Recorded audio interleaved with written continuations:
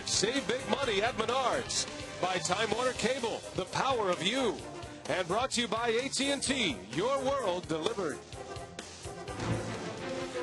Today marks the 149th game for the Milwaukee Brewers. Through most of the season, he has been there to take the ball every fifth day. His 30th start will now be his last. Through it all, Yovani Gallardo has delivered plenty of memorable moments. What's in store for the grand finale? We find out next on Fox Sports Wisconsin.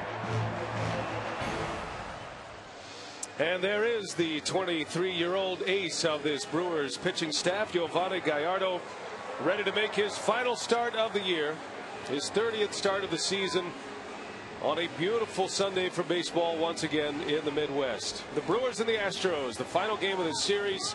Homestand continues tomorrow with the Chicago Cubs coming to town. Cecil Cooper saw his RBI record broken yesterday by Prince Fielder, and Coop turns in this lineup today for his Astros. It's brought to you by Subway. Michael Bourne, Kaz Matsui, and Lance Berkman at the top. Carlos Lee, Hunter Pence, and Miguel Tejada in the middle, with Jeff Blum, Humberto Quintero, and Felipe Paulino rounding it out. And let's check out the Piggly Wiggly scouting report on Yovani Gallardo. It's a gray area, the pitch count. Figure 70 to 80 pitches for Yo today, depending on how things are going for him. Has done a good job against the Astros in his career. A 4-2 record with a 2.57 ERA in 6 starts against the Stros, and he'd certainly like to be able to finish strong. Have a good feeling going into the All-Star or the off-season. Just set the defense behind Gallardo today. Some changes in there. No Mike Cameron. Jody Garrett gets the start at center, with Braun and Hart flanking him. And then it's McGee, Escobar, Counsell, and Fielder, with Mike Rivera catching Yovani Gallardo. And the numbers for Gallardo: has the lone complete game of the year. That came against Houston way back in April. He's the only Brewer pitcher to post a finisher this year, making his 30th start of the year here today. And he is trying to finish with a winning record this season. What a day for baseball. It's a great day for anything today. 72 degrees, slight breeze coming out of the east, and the roof is wide open. And Gallardo's first pitch fouled away, and away we go from Miller Park. That's Ed Rapuano calling balls and strikes today. Paul Schreiber, Joe West, the crew chief, and Paul Nart on the bases.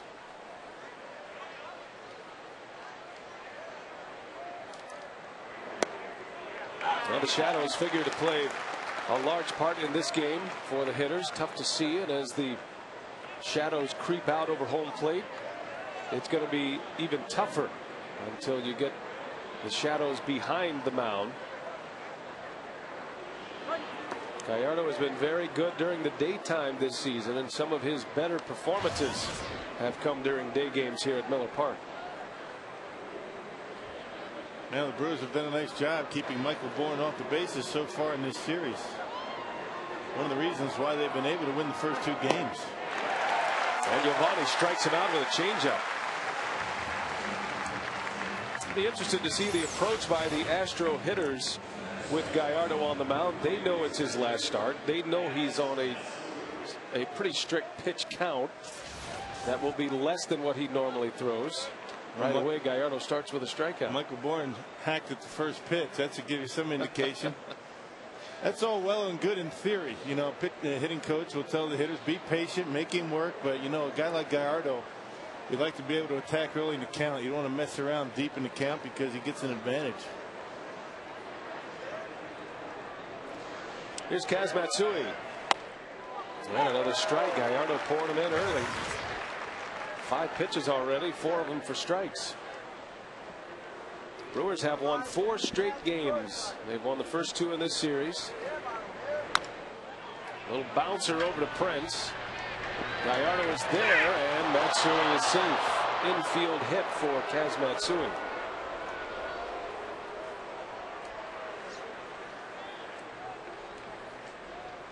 They have pretty good speed at the top of this order. Not much speed anywhere else in the order except for maybe Hunter Pence. But Michael Bourne, Kaz Matsui, good wheels down the line.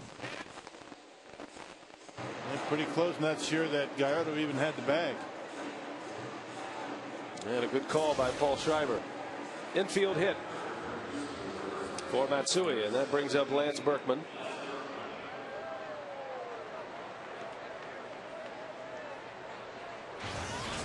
Berkman took the collar last night. He was 0 for 4. Jeff Suppan picked up his 7th win. Hope he had a chance to join our Brewers Live pregame show today. Drew Olson sat down with Jeff Suppan. Deserved the win last night. Suppan left the game losing 2-1. And the Brewers posted 5 runs on 6 hits in the bottom of the 7th. Fielder's historic RBI came in the 8th. And it was a good night all the way around for Brewers fans. And Jeff Suppan really finishing strong. His last 2 starts in particular have been very good.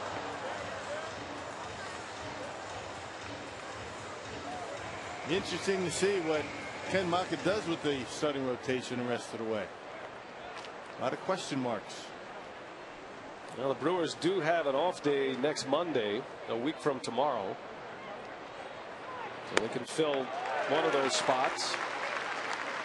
There's a chance for Jeff Suppan, if he continues to pitch every 5th day, that he could pitch the finale in St. Louis, which would be his 30th start. And you know, that's a goal that Suppan would like to get to, despite missing a month of the season. Gallardo makes his 30th start here today. That's kind of a key number for a starting pitcher, right? To be able to go to the post at least 30 times. Man, Suppan has done a good job of that in his career. Back-to-back years, though, on the disabled list.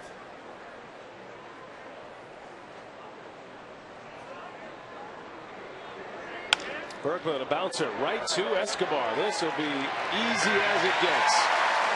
6-3 double play and a good start for Gallardo. Minimal pitch count in this first inning. We head to the bottom of the first. The Brewers coming up.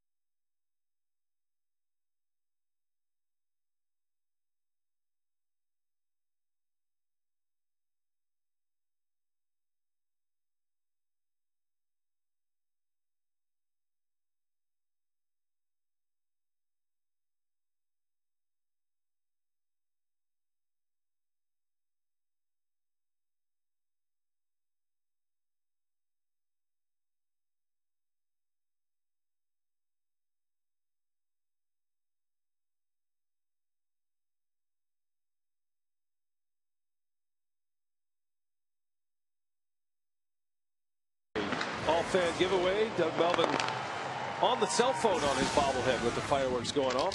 Subway lineup for Ken Maka. It's brought to you by Subway. Council, Hart, and Braun at the top of the order. Fielder, McGee, and Garrett in the middle. Casey McGee making a strong run at Rookie of the Year. Bottom 3, Mike Rivera, Alcides Escobar, and Giovanni Gallardo. And that lineup will face Felipe Paulino. Made his major league debut against the Brewers a couple of seasons back. Missed most of last year, had a nerve issue in his pitching arm, and back on the mound the entire season of 2009. Paulino is 2-9 this year, an ERA over 6.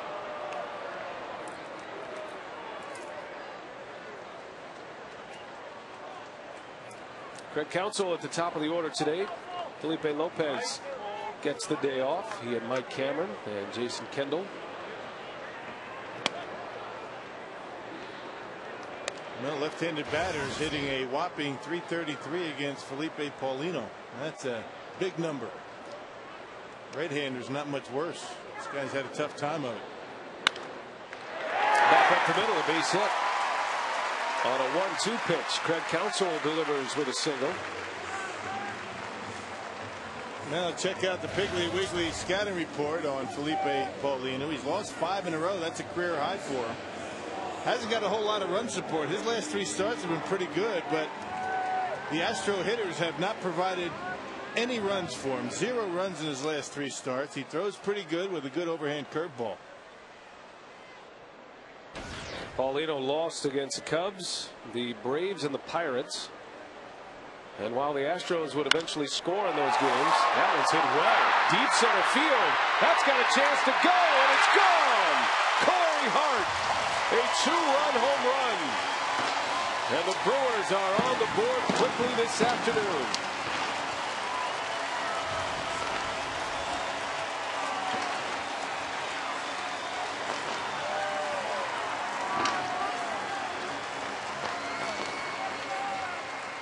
Put a charge into that one. That fastball out over the plate, and Corey Hart driving it into center field. What shadows you talking about? Looks like the Brewers are seeing the baseball pretty well right now. Base hit for Counsell, home run for Hart. 2-0 Brewers. That was a good start. Hart's last home run was July 27th against the Washington Nationals. Nearly 2 months. Spent a month of that time on the disabled list. It's got to feel good for Hart, who belts his 12th of the season. And a 2-0 Brewer lead. Braun out to Tejada. And there's the first out.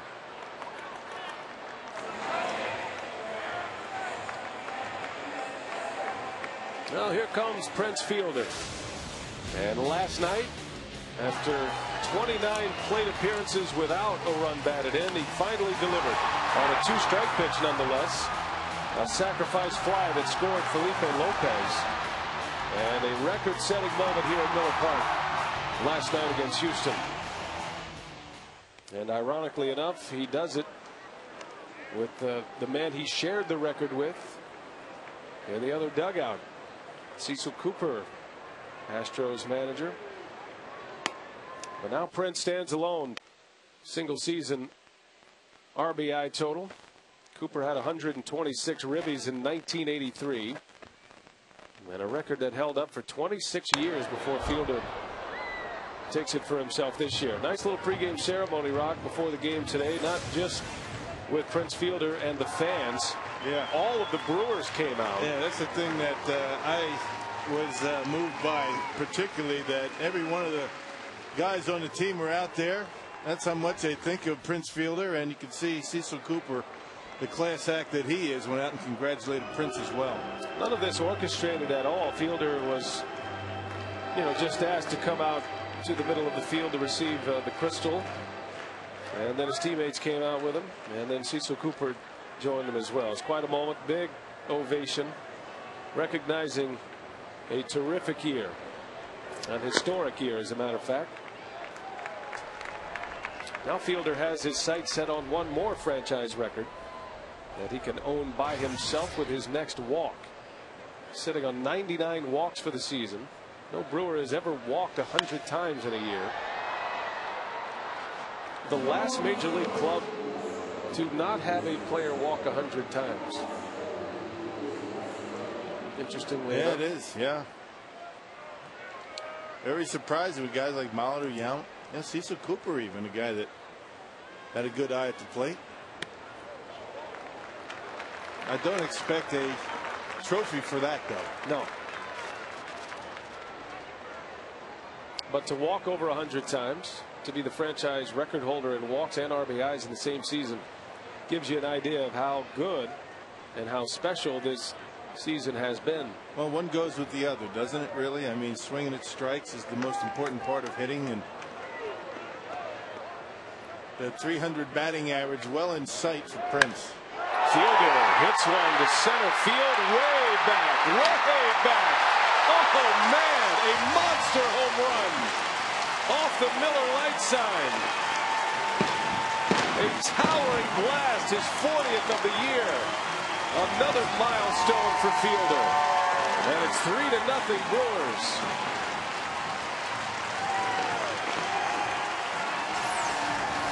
Now Paulino left that pitch out over the plate.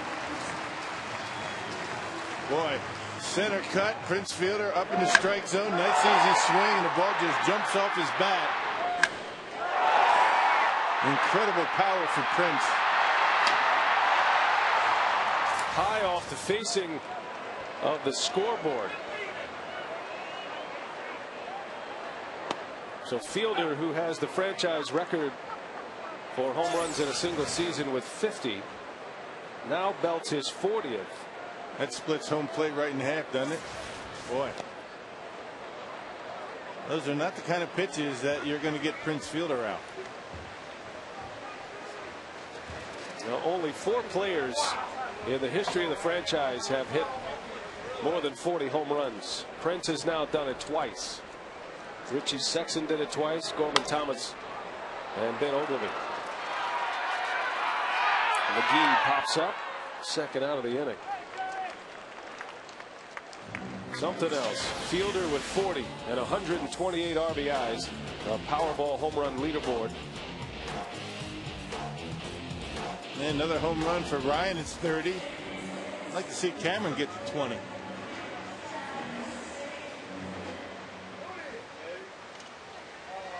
Now it has been a season to go into the record books.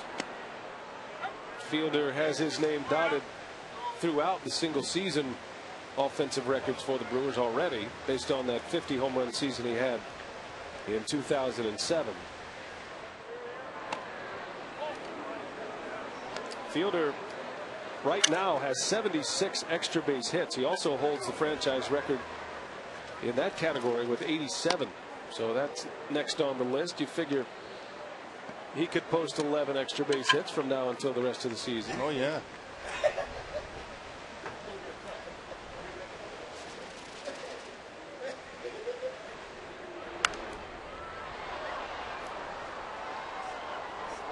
That's not that many, is it? 11? Not at all.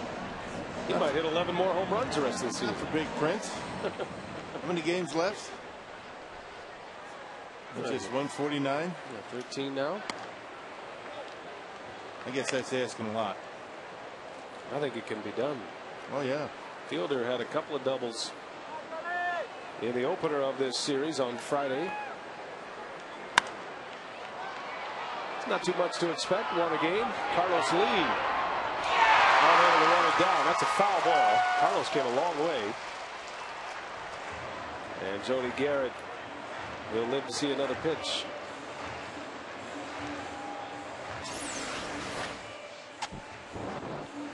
Well, Carlos has had to run quite a bit in left field in this series. A little bit more room here at Miller Park than there is at Minute Maid Park. Very small left field in Houston. Carlos almost back to his position.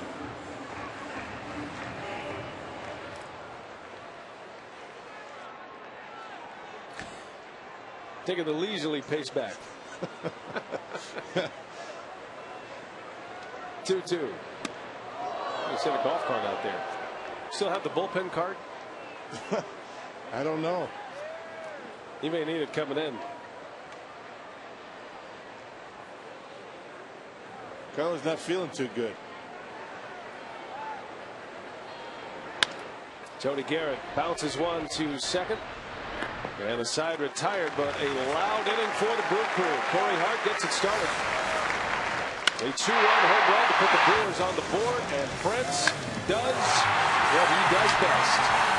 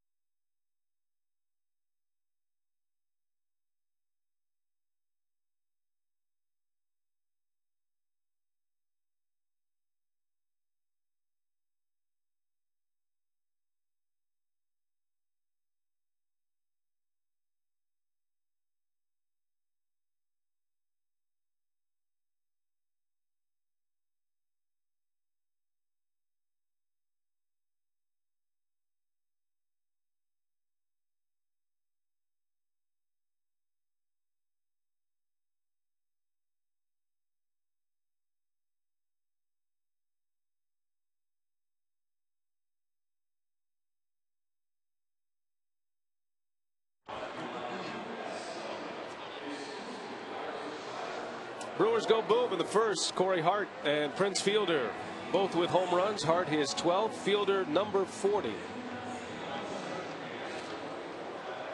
And that's the truth, isn't it? There's always next year. Not the kind of result we were looking for this year, but still a lot of fun to cover this team and see what we've seen, especially from that man. Career year for Fielder. Here's Carlos Lee leading off. And if the Astros are trying to get the pitch count up for Gallardo, they're going to try to do it with first pitches. They're swinging away early in counts against Giovanni. And why wouldn't you? I mean, if he gets ahead of you, he's going to throw that curveball that ordinarily ends up down in the dirt. At times he gets the swings and misses. So best pitch to hit from Yo ordinarily is that first strike. Gallardo with 11 pitches in the first inning, 8 strikes, only 3 balls.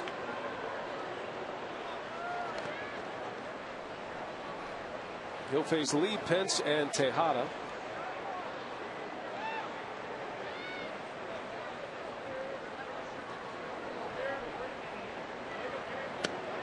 Stake to an early lead, Gallardo. I can't imagine the Brewers, if they lead in this game as we get around the 4th, 5th inning, I can't imagine Ken Maka taking him out with a chance to win.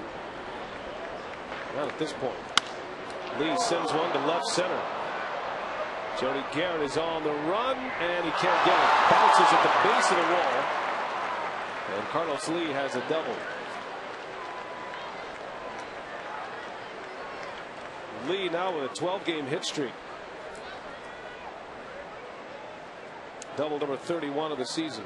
Well, he might not be able to move around all that well. Not the greatest left fielder in the National League, but that guy can hit. He can flat out hit. And he always has been able to hit. I think he thought he hit that ball out of the ballpark. Base of the wall and able to get into second base.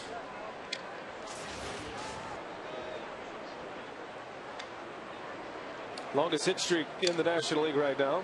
Matt Kemp of the Dodgers has an 11-gamer going. I got to believe if Yo is throwing the baseball well and his pitch count isn't too high and he's not struggling a whole lot, I think they'll let him finish 5 innings if that's going to be the case. But if it's going to be a struggle for him and he's working a lot, I think it's going to matter. I wouldn't want to be the one to take the ball from him in the 4th inning with his club ahead if it gets to that point. That's why Ken Maka is a little hesitant to commit to a pitch count. Right. Doesn't want to back himself into a corner.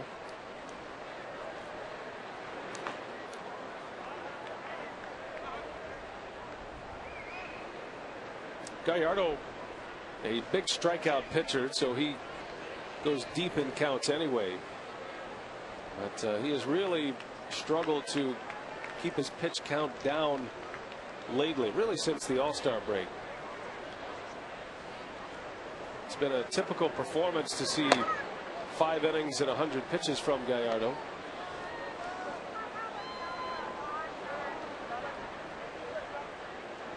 Giovanni's complete game against the Astros back in April, he went 9 innings and only 106 pitches.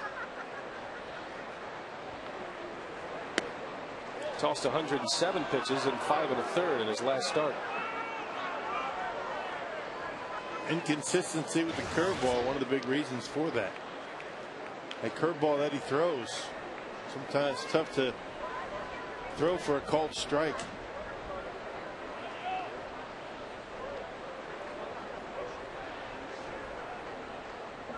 Three and 2 to Hunter Pence.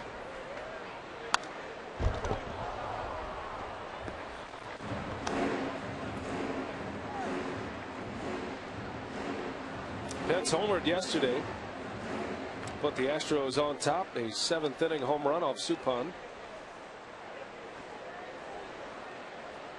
When the Astros scored yesterday, the Brewers answered in the 2nd and the 7th. Gallardo walks Pence. All right, time now for our carsoup.com email the booth question. Aaron from Two Rivers. Which game is your favorite pitching performance by Gallardo this season? since it's his last start. Yeah. A greatest hits. Well, I guess a couple have come to mind. The game that he threw against the Astros in Houston, his complete game. But I think that Pirate game, the game in which he shut out the Pirates. That was his next start after the complete game against the Astros. And hit the home run to win it. It was 8 shutout innings with only 2 hits.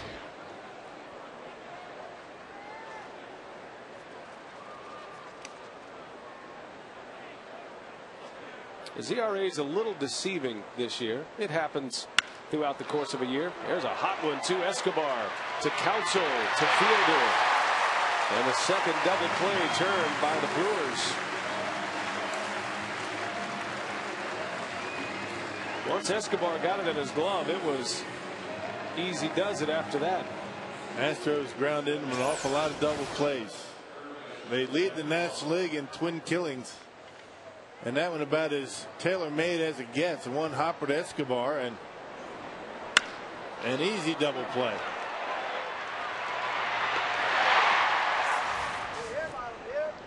Two double plays already.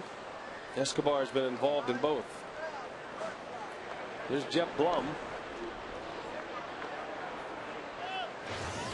Blum was upset, according to his manager Cecil Cooper, about not starting yesterday. This is his first start of the season. He's been the everyday third baseman for the Astros this year. Astros giving a good long look at Chris Johnson, a young AAA third baseman. Mark Eppinger, I should say, Jeff Blum has good numbers against Yvonne Gallardo as well. So Cecil Cooper relenting and allowing Blum to get the start here today. Yeah, it's one thing to make a commitment to evaluating some young players. It's another thing to actually go to the veteran guy who is going to lose the at-bats in the games. Cecil Cooper knows that role well. Good fastball. Giovanni's throwing hard early. 94 miles an hour right on the black. 2-2 the count.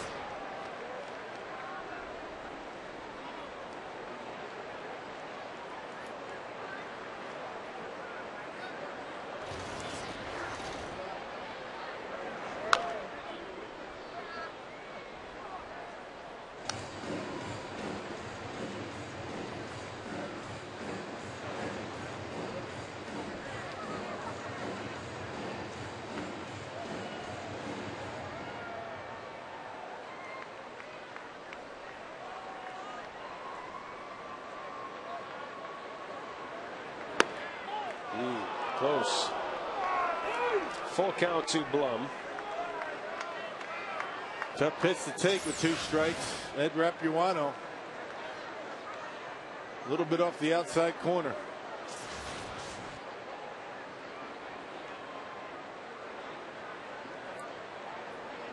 Astros with a runner at third. Carlos Lee, a leadoff double. 2 outs, and Blum slices one foul.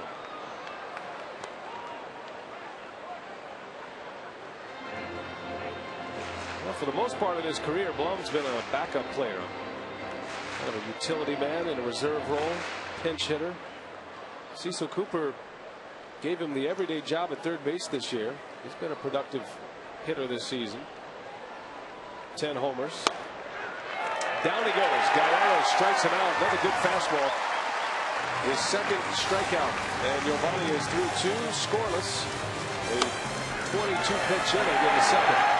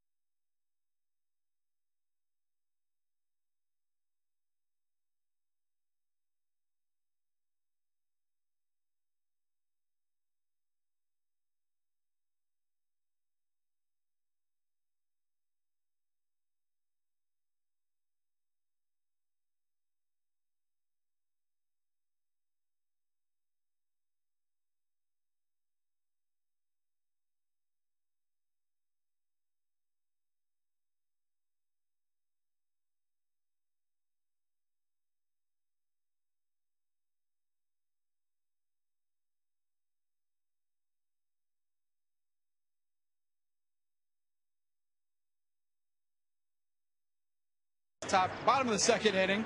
And the first inning was a case of nasty deja vu for Felipe Paulino of the Astros. The Astros starter made his major league debut right here at Miller Park in 2007, and he had a rough game. He gave up home runs back-to-back to Corey Hart and Jeff Jenkins in that game, worked in relief, gave up 5 runs in 3 innings, and it wasn't pretty. That was his only other appearance until today when he gave up home runs in the first inning to Corey Hart and Prince Fielder. And guys, 2 things about that game. The Brewers won 14-2, and Giovanni Gallardo was the starter for the Brewers in that game. Nice way to connect the dots, Drew. So Felipe Paulino not exactly glad to see Corey Hart in the starting lineup once again.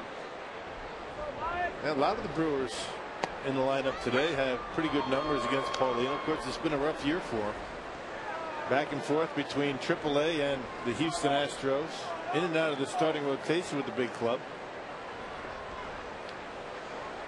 Well, the Astros like his arm. They feel like he's going to be a serviceable big league pitcher. He's coming back from injury. He missed the entire season last year. Nerve damage in his pitching arm. Something to pay attention to throughout his career. Mike Rivera skies one in foul territory. Berkman calls, and he's got it.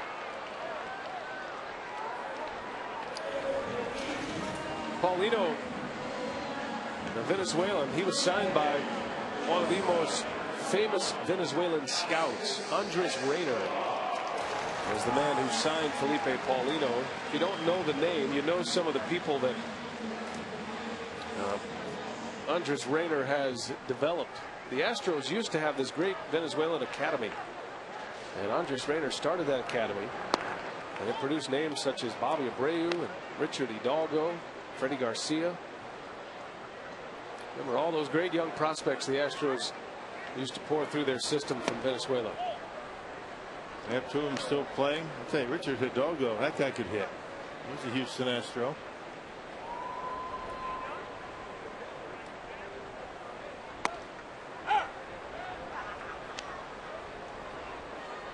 Hidalgo's career didn't last very long. Nope. Did it? I mean, I would have thought that guy would have played for a long time. He was some kind of hitter.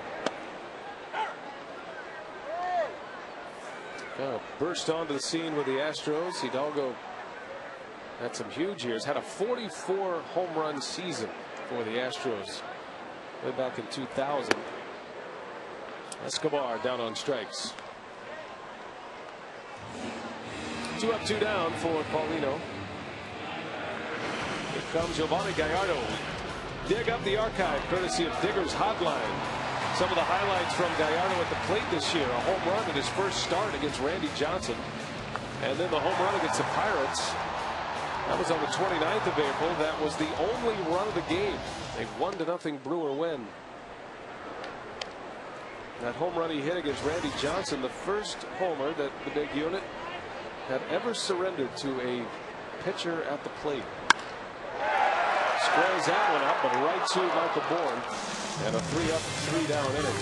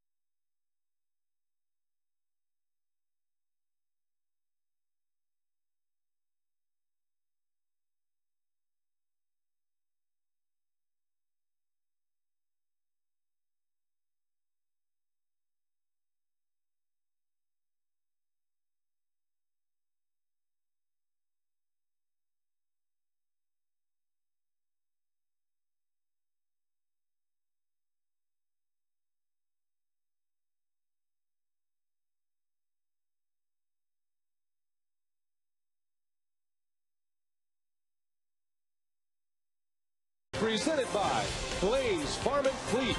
You'll always find value at your local Farm and Fleet. By Piggly Wiggly, shop the pig and save. And by HOU Gaming, Wisconsin. Circle 'em, Bill. It's a birthday party. Yeah, well, we got the promo in the way.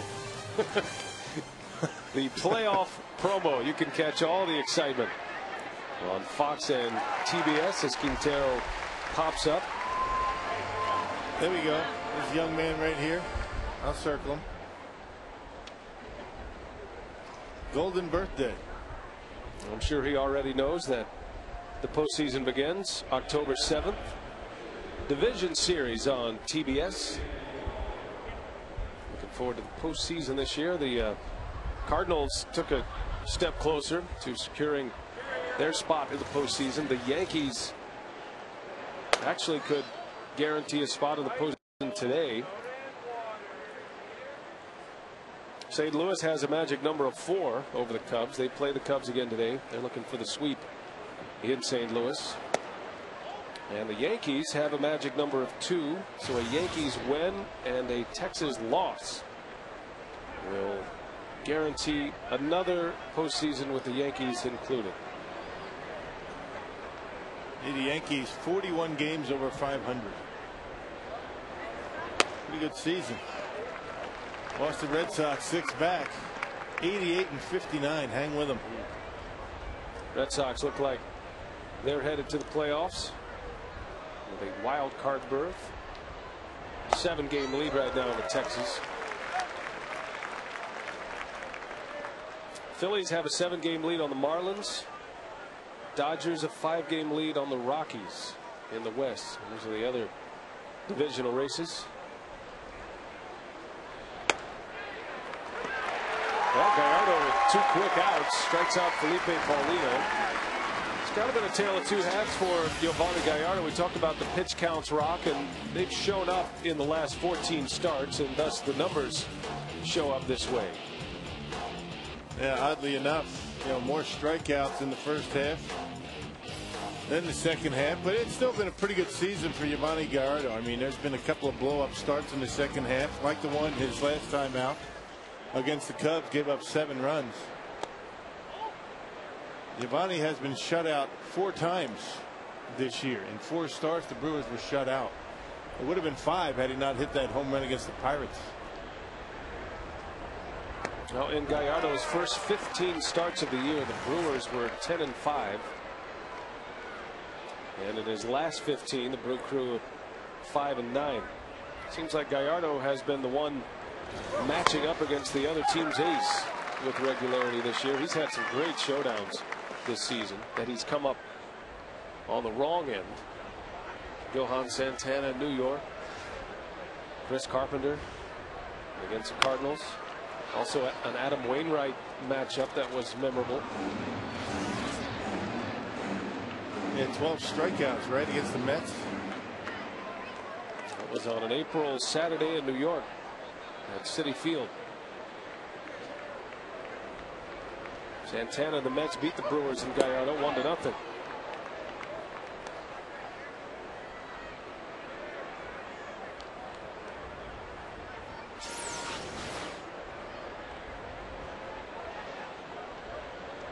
And Michael Bourne, after taking that pinch, stepping out of the box, started to talk to himself, telling himself to stay back.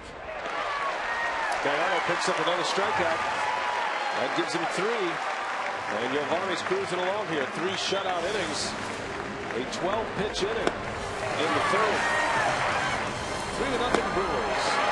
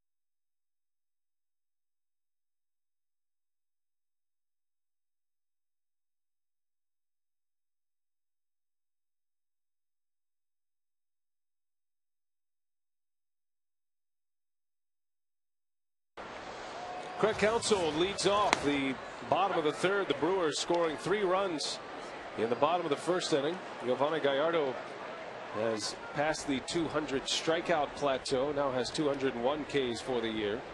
4 today.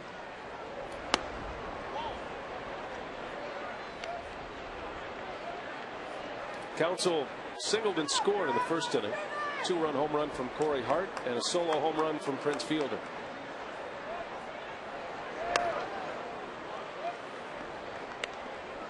That's a nice milestone, 200 strikeouts. Anytime you have just as many strikeouts as innings pitched, you know you're doing a pretty good job. That's a lot of strikeouts. 1 an inning or more than 1 an inning. That's a tremendous season. Well, we asked Ken Maka the other day about Gallardo and if there are any milestones that the Brewers are trying to help him achieve, whether it be the 30 starts or the 200 strikeouts. A certain number of innings pitched on their scale. And Maka acknowledged these starts. That's always important for a pitcher to know. He made 30 starts in a year. We talked about that earlier. But the strikeout didn't do much for Maka. Giovanni's going to rack up strikeouts. He's a strikeout pitcher. And being on the mound and being healthy, he's going to get to the strikeout numbers. I think the strikeouts and the chasing of the strikeouts, in Maka's opinion, lead to the deep counts and the high pitch counts for Gallardo in the early innings. Yep, getting ahead in the count, continue to throw that curveball that has, for the most part, been a tough pitch to throw for a strike. It's one of those pitches that, Ken Maka would prefer to see Giovanni use in a put-away situation as opposed to try to get ahead in the count with. That's why that pitch count gets up there. That's why the walk totals are up. Well, the one guy that Maka compared Gallardo to was Adam Wainwright, a pitcher who has a big curveball and a put-away type curveball. Wainwright able to go deep in games. He doesn't really break out the strikeout curveball until he gets into a strikeout position.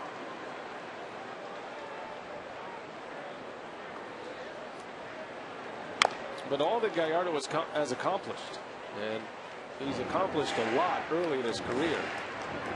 He's only 23 years old. Right. And the Brewers, more than anything else, want to protect that arm and protect the pitches that he throws this year, because they're going to need him for a long time.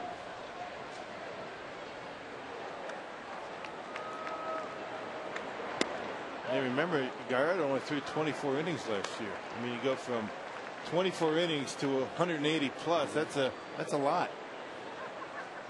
You prefer not to do that. The year before, he threw 110 innings. Hart, a little flare into right. Hunter Pence coming on. He slides and makes the catch. Almost a collision out there. Matsui didn't peel out of the way. Pence able to haul it in for the out. No, didn't peel away because nobody called it. Hunter Pence, you don't call the baseball until you know you can get it. Right at the last minute, you can see the lips of Pence. He calls him off. He gets out of the way, does Matsui. Matsui holding his chest saying, my goodness, we almost ran into each other.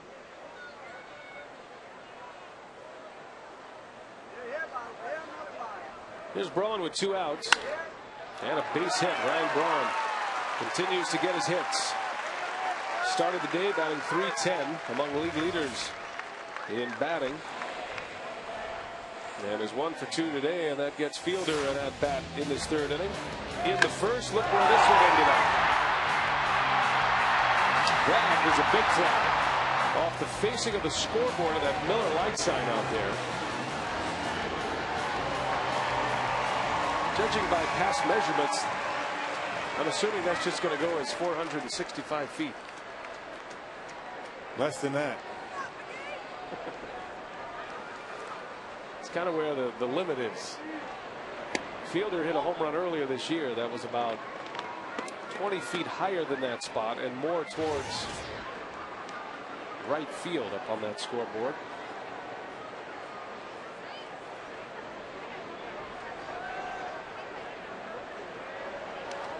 Yeah, I don't think the measuring device goes more than 465. Kind of where they all end up. That's something that Mike Vasallo and his group can work on in the offseason. Well, if only John Steinmiller had control of that, it'd all be right.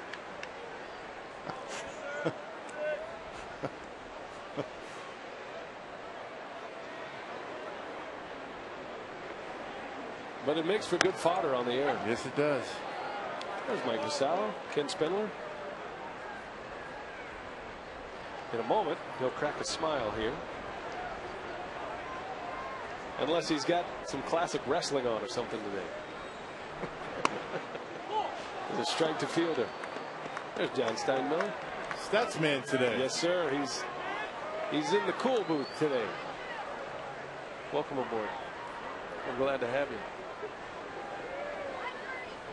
Would you care to guess how far Fielder's home run was in the first inning? 460, he says. You know, the Statsman is like a mascot. They're not allowed to talk. That's true. They scare kids. They just write stuff down. Right. Ed Rapuano is having an animated conversation with the Astros bench. Ed doesn't take any guff from anybody. 3-1 to Fielder. And there's a strike. Full count.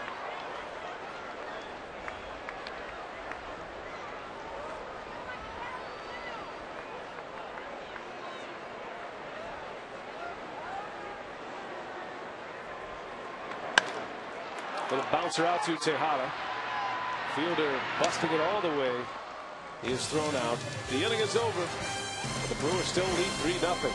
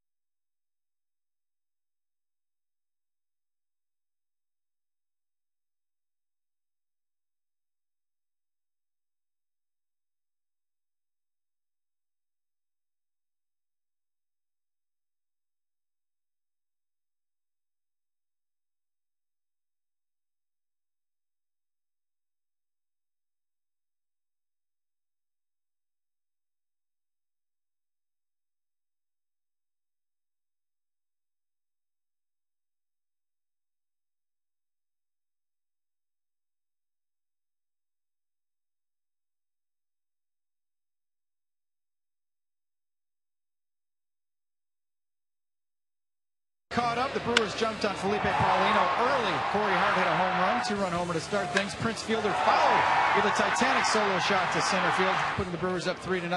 Giovanni Gallardo in his last start of the season, working strong, 3 innings, only 2 hits. Gallardo's at 45 pitches. He's on a tight pitch count today, entering his 4th inning of work. Guys, back to you.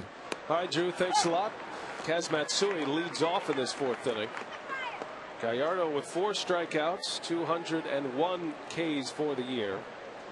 And he'll face Matsui, Lance Berkman, and Carlos Lee, trying to protect a 3-0 Brewer lead. Matsui reached on an infield hit in the 1st inning. One of 2 Astros hits. Carlos Lee has the other one. He doubled in 2nd.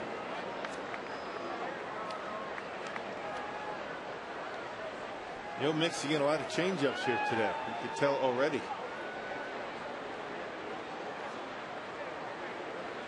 Got a strikeout on Michael Bourne with a changeup in the first inning. There's a fastball foul, and it's 2-2. I think both strikeouts to Bourne were changeups.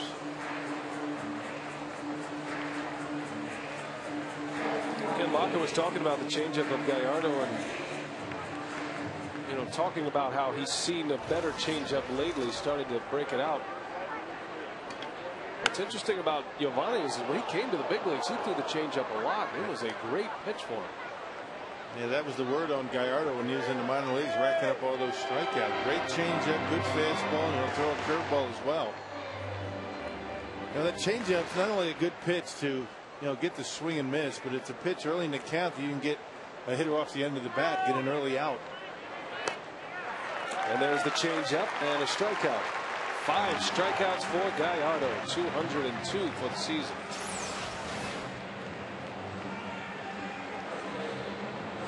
You got all the fingers wrapped around that baseball. You throw it arm speed just like a fastball. Aflac trivia today. Who was his manager when Miguel Tejada won the 2002 AL MVP?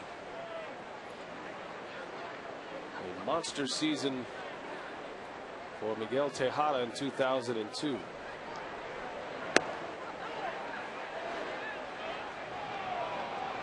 Berkman checks a swing.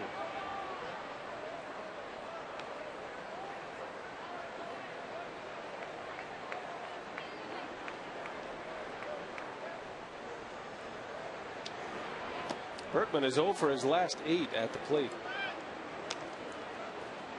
His only hit in this series was a home run on Friday night, a second inning home run against Chris Narveson.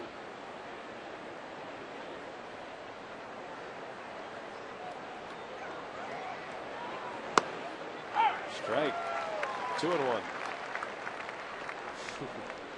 Female Sunday Fun Day. Good time at the ballpark.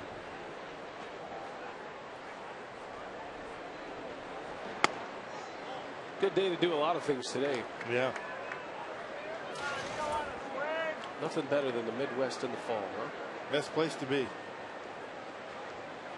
September, October, parts of November. Then the snow starts flying. Sideways. But you like that, apparently. I like the snow. You like shoveling until snow. Christmas. You said the other day you like shoveling snow. I do.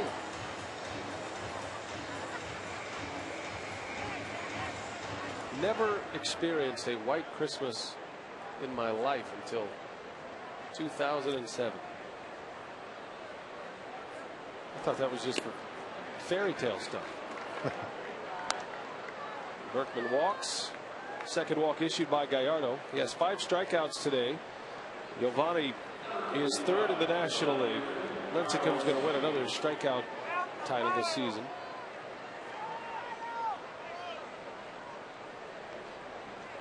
Gallardo has a chance to get to 3rd on the all-time Brewers franchise list. Lee pops it up. Counsell in the grass. And it's out number 2. Ben Sheets is the all-time single-season strikeout leader. 264 Ks back in 04. You see Gallardo now with 202 Ks. Next on the list is Teddy Higuera. And then Doug Davis had 208 strikeouts in 05. And Brewers pitching coach on that list, 1989. 173 punch-outs. That was a good pitcher. We'll talk about Chris Bosio and his pitching career through a new hitter. Threw his no-hitter as a member of the Mariners a year after he was a Brewer.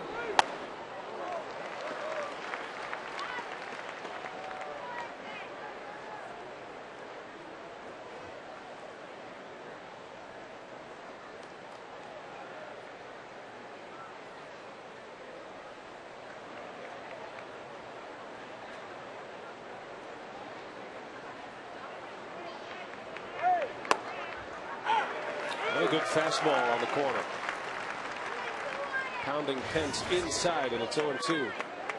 Supran tried to do that yesterday after doing a nice job catching the inside corner on a pitch inside, then left one out over the plate yesterday, and that's when Pence hit the home run. Got to be careful in there.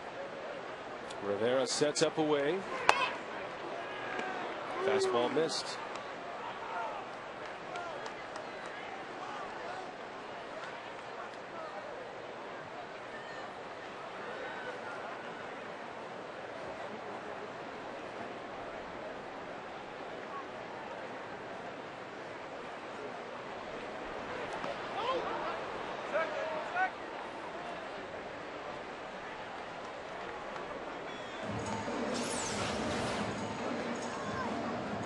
That curveball, Pence able to hold up. Good job by Rivera blocking it.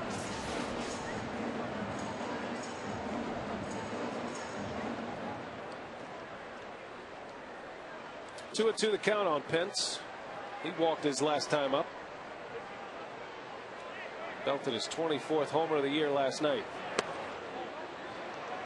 Full count. Seems like Pence gives up on pitches very quickly, doesn't it? He's a very good hitter, but very unorthodox. Kind of backs out, straightens up, decides very early if he's going to swing or not.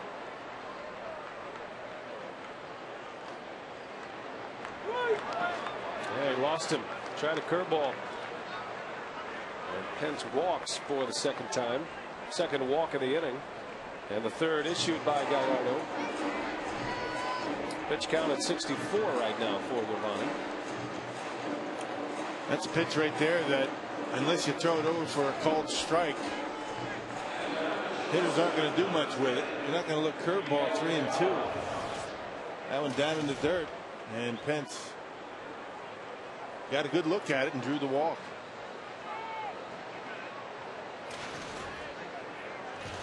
Now 2 outs, 2 on. Tying run coming to the plate in Miguel Tejada. And he pops it up. First ball swinging. Tony Garrett under it. And the side retired. 20 pitch inning for Gallardo. He's at 65 for the game. Brewers lead 3-0.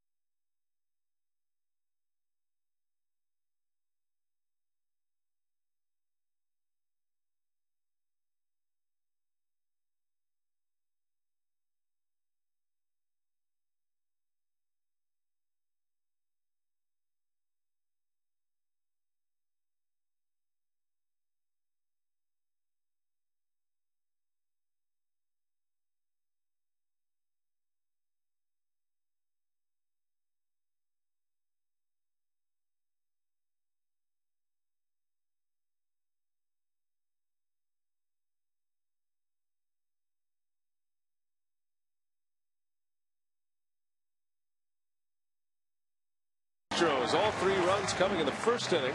Corey Hart had a 2-run homer, and Prince Fielder, his 40th of the year, put the Crew ahead early. Giovanni Gallardo is through 4 innings, no runs allowed. Casey McGee will lead off, and Felipe Paulino deals him strike 1. Casey McGee, Taco Bell, who's hot. No big leaguer has driven in more runs than McGee in the month of September. 21 RBIs on 4 home runs, had 2 big RBIs last night. Had a game-winning RBI here against the Astros on Friday. And the impressive thing for me is that Casey McGee has played a great third base last 6 weeks. He struggled early in the season. Maybe it was because he hadn't been out there that much, a little bit rusty, but doing a nice job down there defensively. Well, the numbers don't lie. You can talk about the big prospects that are up for Rookie of the Year, guys like HOU with the Phillies, a pitcher, Tommy Hanson with the Braves. I mean, these guys very highly touted coming up. You know, a lot of the media knew their names before they arrived to the big leagues. Andrew McCutchen is another guy on that list. And even Colby Rasmus of the Cardinals. But the numbers stand up tall for McGee. Has 9 game-winning RBIs this year. Matsui flags it down. Look at that play. Wow. Kaz Matsui. Nice. Impressive. It's a good defensive unit, this Astros ball club. Kaz Matsui showing very good range out in the short right field and makes a nice play to get Casey. Well done. Tough part of that play is the throw. Spun around, knew right where first base was, and got rid of it quickly.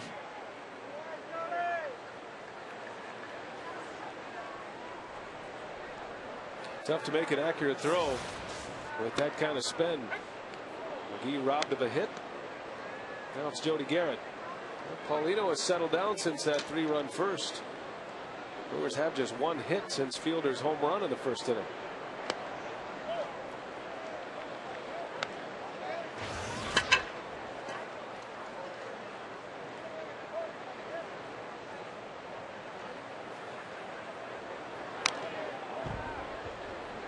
The one thing he's doing much better is keeping baseball down, finding the corners. Remember the location of that Prince Fielder home run and the one that Corey hit. That pitches down the middle and finding the corners a little bit better. Garrett sends one deep to right center. This is way back, and this one's gone. Jody Garrett, his 8th home run of the year. 4-0 Brewers. Jody Garrett has found his stroke. A big hit last night. 2 hits, as a matter of fact. Drove in a pair of runs. And now he belts home run number 8 of the season. That's when we started talking about the location for Paulino. Just see where that pitch ended up. Right down the middle of the plate.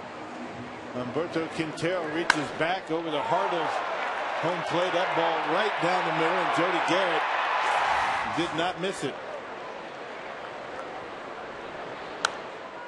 Well, it wasn't too long ago Jody Garrett posted a 22 home run season. That was in his rookie year with the Indians back in 2003. He garnered some votes for Rookie of the Year that season, but has had some injuries since, knee injury specifically.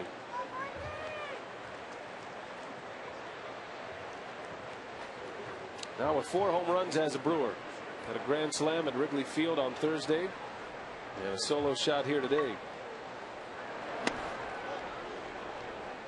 Man, that was a huge pinch hit last night with the bases loaded.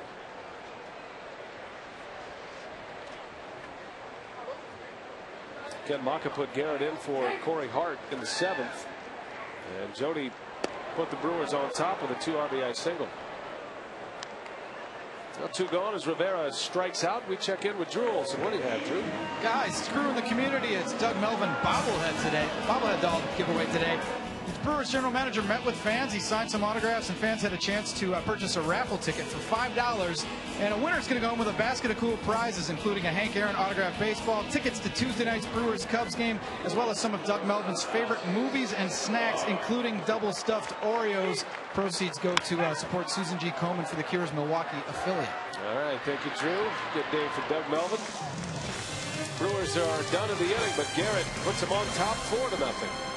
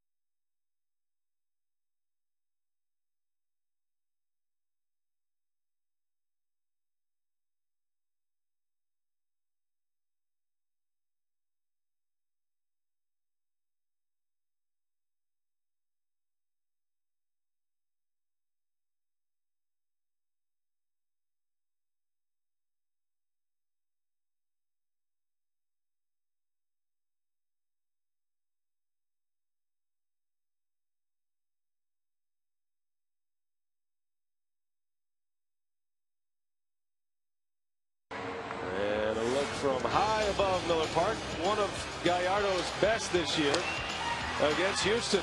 Take you back to late April. It's the 24th of April in Houston at Minute Maid Park. Gallardo had a bunch of friends and family, including his dad there in the middle. And Gallardo went the distance. The only complete game of the season for the Milwaukee Brewers this year at this point. Did not walk a batter, struck out 7.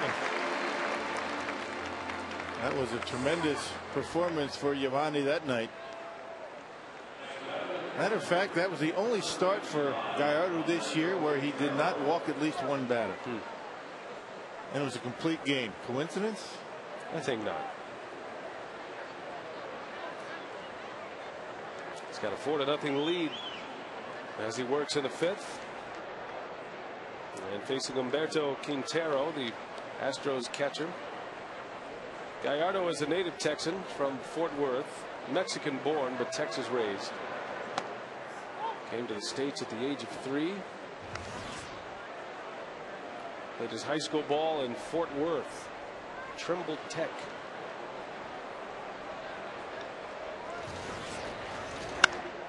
Quintero sends one deep to left center field.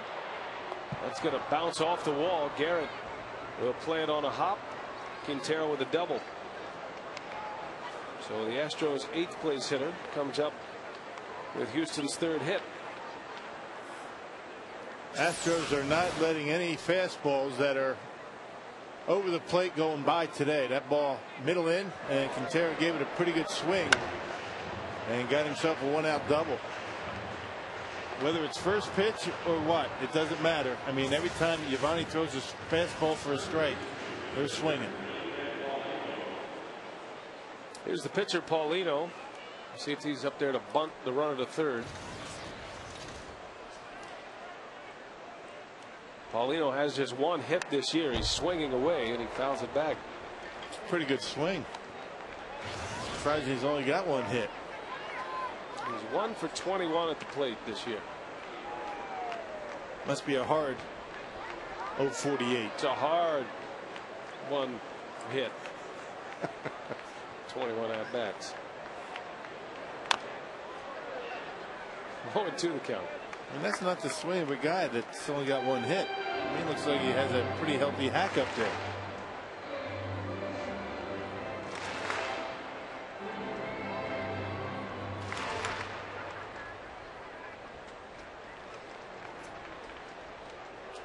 Gallardo struck him out looking his last time up.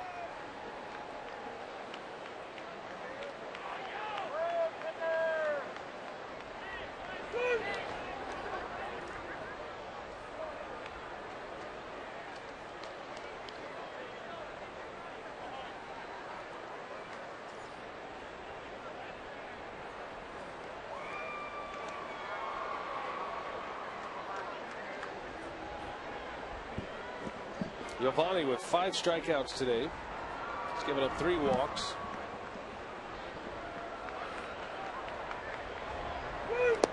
And he got him. Paulino down on strikes. That's number 6. Another one of Giovanni's greatest hits this year. The very next start after his complete game came against the Pirates. So on the 29th of April. And Giovanni maybe his best game of the season. 8 innings, no runs. He only gave up 2 hits. 1 walk, 11 strikeouts. And oh, by the way, that was the only run of the game. Gallardo's home run, his 2nd of the year. And a 1-0 Brewer win. And the legend lives on. He's something else. Very underspoken. It's hard to get 2 words out of Giovanni in that clubhouse or in the dugout. Doesn't talk a whole lot. Speaks softly but carries a big stick. And a big arm. And you can't help but to think back. Every time you see Giovanni Gallardo in that number 49, another great Mexican-born Brewer pitcher, Teddy Higuera. Gallardo was a big fan of Higuera when he was a kid. Knew all about him, of course. And the number he wanted when he finally made it to the big leagues. The same number that Higuera wore. Yeah, Teddy Higuera was something special. Maybe one of the biggest competitors I'd ever played with, Teddy Higuera. I mean, when he was out there in the mound, baby, look out. He went after it. Well, of the 5 best strikeout years for a Brewer pitcher, Teddy Higuera occupies 3 of those spots. A 20-game winner for Teo. It was 86. Giovanni has another strikeout. Could be his last hitter of the year, his 7th strikeout of the ball game, and he's through 5. A 12-pitch inning for Gallardo.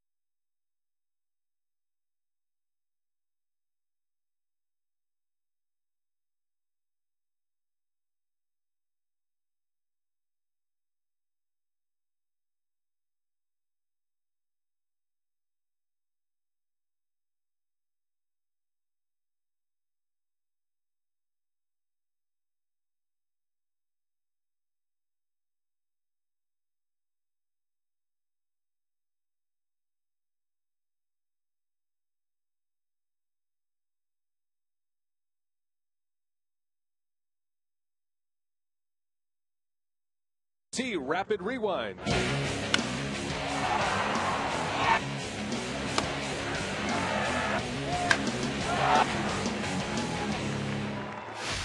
AT&T, the nation's fastest 3G network. AT&T, your world delivered. Gotham City and Manitowoc is today's time of the game winner. If they call the Brewers by 8 o'clock tomorrow morning, they get 40 tickets to a 2010 Brewers home game in April or May of next year. This offer courtesy of Tavern League Wisconsin and Miller Lite. Corey Patterson leads off, pinch hitting for Gallardo, and a base hit for Patterson. That's his first as a Brewer. So Gallardo is done for the day and done for the season. 5 innings. He was in line for his 13th win. He finishes with 7 strikeouts, and that means he finishes with the 5th best strikeout total in a single season in franchise history. 204 strikeouts this year. Always love coming to the ballpark when Giovanni Gallardo's out there in the mound. It's kind of a bummer that he's not going to make any more starts. You always know you're going to be in a game. Good chance to win. Not that that's not the case with the other Brewers starters, but something about Giovanni out there in the mound that gets you pumped up. Well, he's the ace. Yeah. And that's the way you feel about your ace.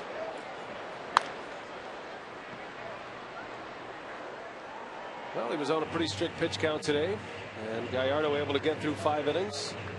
77 pitches he throws, and his season is over. And if the Brewers can hang on, he'll finish at 13-12 for the year. So the Pig was right today. Piggly Wiggly scouting report, 70 to 80 pitches for Yo. Pig was on the money today.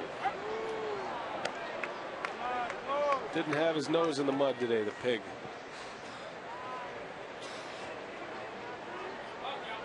Pig wants to finish strong too. Well, he needs to. No shutting down the Pig right now. I can tell you this, Gallardo does not like the shutdown discussion. No. I mean, he's old school in his 23 years, right? He wants to pitch, and he's paid to pitch. He wants to keep going, but understands why the organization is shutting him down. Yeah. Long-term benefit. We did have an Aflac trivia today. was his manager when Miguel Tejada won the 0-2 AL MVP for the Oakland Athletics. And if you said Ken Maka, it's Ken Maka. I thought it was Art Howe. Did you? Art Howe, Ken Maka. Maka managed the Oakland A's after Art Howe. Tejada had Eric Chavez hitting behind him that year. Chavez had a 100 RBI season as well. You can go to any MVP seasons and you can just look around that particular player, and there's usually some talent around him. Chavez still battling injuries and hasn't quite been the same. No. Bad back. He's had a tough time with the back. A's thought they were going to have him back this year. Didn't happen.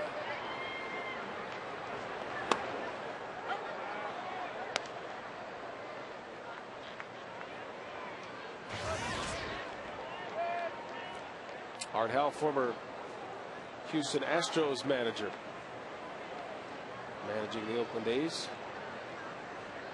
Maka took over in 03. That's the year Art Howe went to the New York Mets. Matter of fact, Doug Melvin's first choice for manager was Ken Maka back in 03. But then Art Howe left the A's, went to the Mets. Maka got the A's job, and he stayed in Oakland. Crazy how that works out. And now Patterson is picked off. Matsui runs him down. The leadoff base runner eliminated. Almost got picked off a couple of pitches before.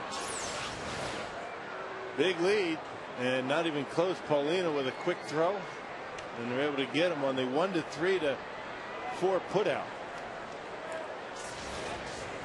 I think that'll go as a caught stealing. Looked like Patterson broke towards second. Our Doug Melvin bobbleheads have arrived. All right. Are there any double stuffed Oreos in here? Oh, let's see here. Nope. No Oreos. No Oreos, nothing Canadian. Got a cell phone. No Maple Leafs. Corey Hart draws a walk. Does have a blackberry though. That's interesting. It's like Christmas Day right now. Yeah. There he is. The handsome man, isn't he? Doug Melvin. Looks like him. Really does. Sometimes it's tough to get the bobbleheads to actually look like the players. I like him right in that spot, don't you? It's a good spot. Maybe we can elevate him a little bit. Since he is the general manager. Take him up a notch. There we go. Put the box under. There we go. All right. How's that? That's great. We've got some t-shirts in the background. Super. It's all about staging, product placement. Like the Doug Melvin bobblehead. That's going to look good next to your Mark Atanasio bobblehead. Doesn't he also have a blackberry? I don't know. I don't have one of those. As usual, you know, you leave on a road trip and bobbleheads and media guys, they disappear. Or maybe there's more to it.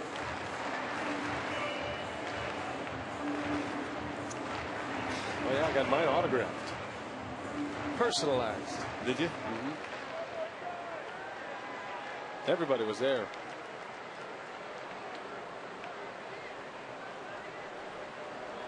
Two outs for Braun. Ryan had a hit his last time up.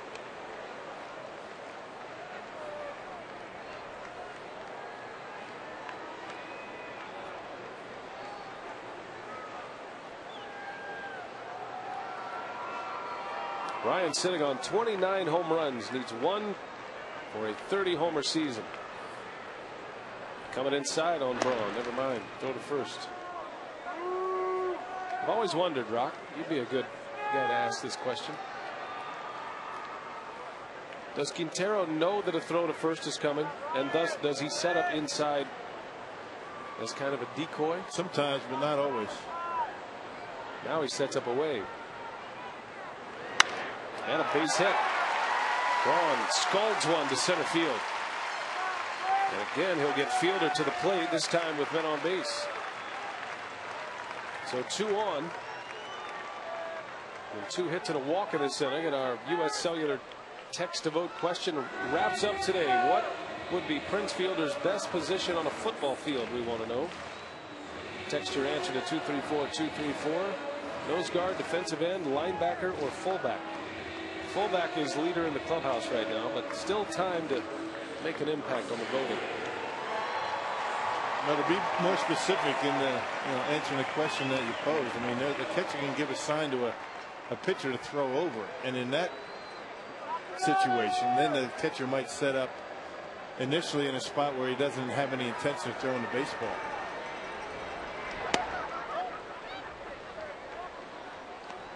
Hoping the hitter will recognize that and then start to think inside, and then maybe you get him out of the way. And instead of getting out of there very quickly when you see the pitcher going, just stay there to give the hitter an indication that you're going to be pitching him inside. Then you go back out of the way. And then that mental game goes round and round, and sometimes you end up right where you started. Right. But most of the time, pitcher's going to throw over on his own. That's why you want to set up late. You don't want to set up too early, particularly when you have men on base. 2 men on base for Fielder. Oh, almost hit him. Fielder let out a yelp, waiting for the pain right there.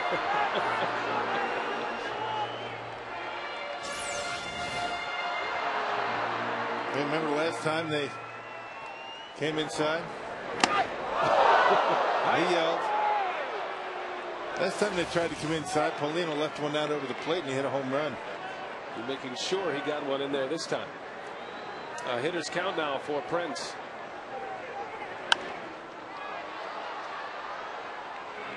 Paulino is reaching back for a little extra against Fielder. 97 miles an hour with a fastball. Ernie's ready. He and Doug ready to take a slide together.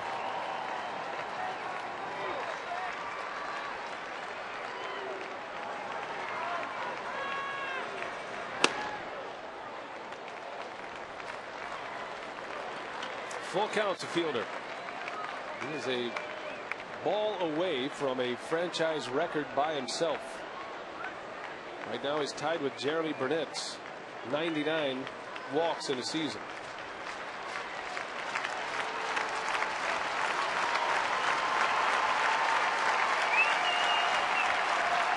There it is.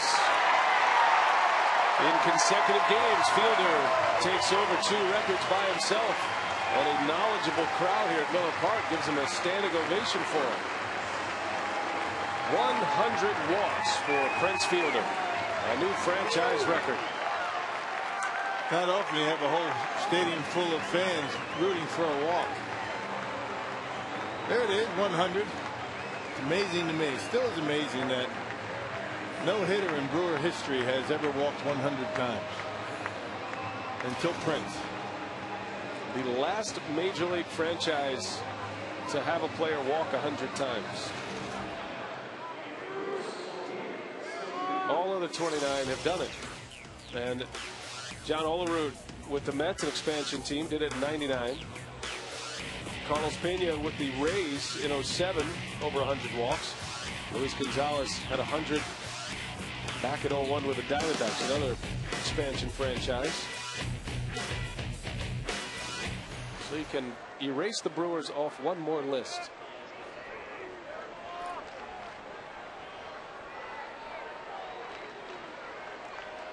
Here's Casey McGee with the bases loaded.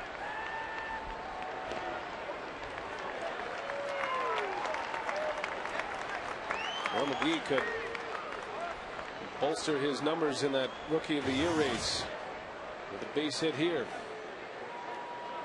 already leads National League rookies in RBIs.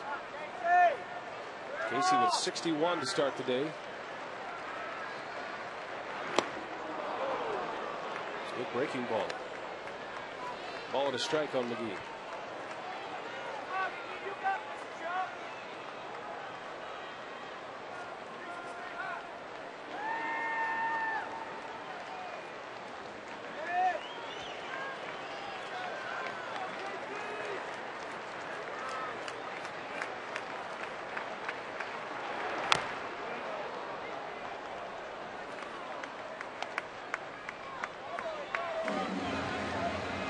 One and two on McGee. 0 for 2 today.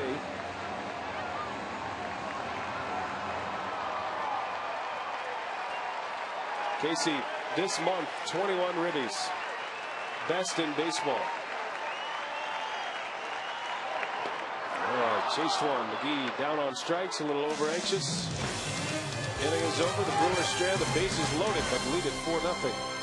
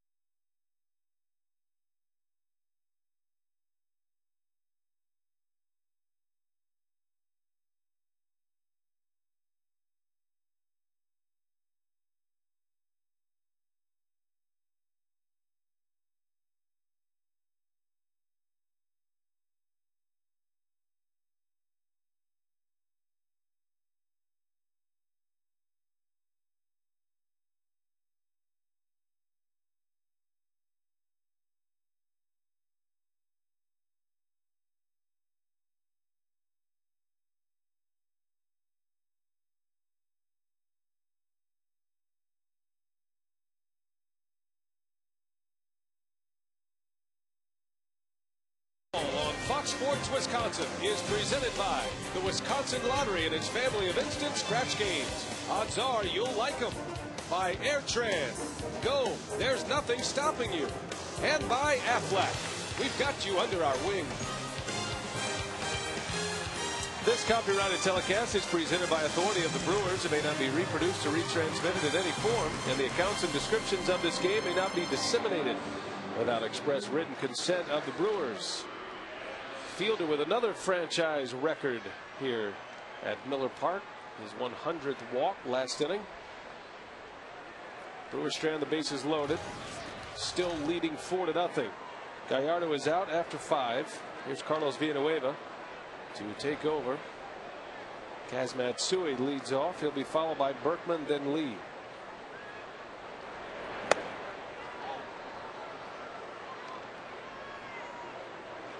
Carlos appearing in game number 60 and has been throwing the baseball pretty well lately. 71 strikeouts in 85 innings. Home runs have been an issue for Carlos this year.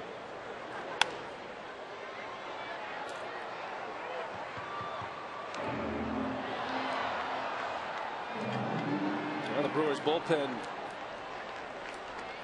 trying to go the final 4 frames in this game to give Gallardo his 13th win.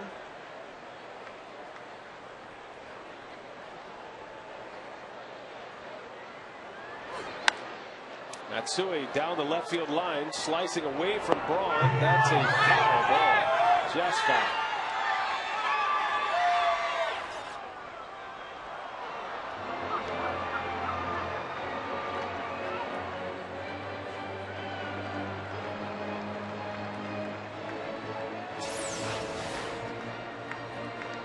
Matsui has been playing with that left field line all series.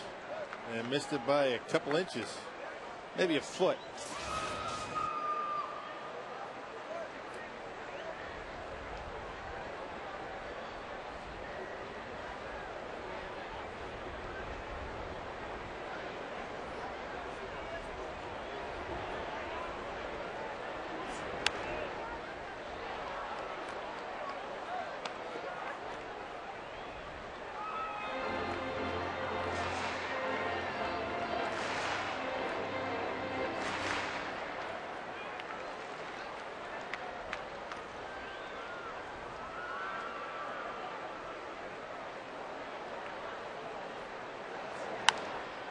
And another foul ball. That's HOU hanging tough.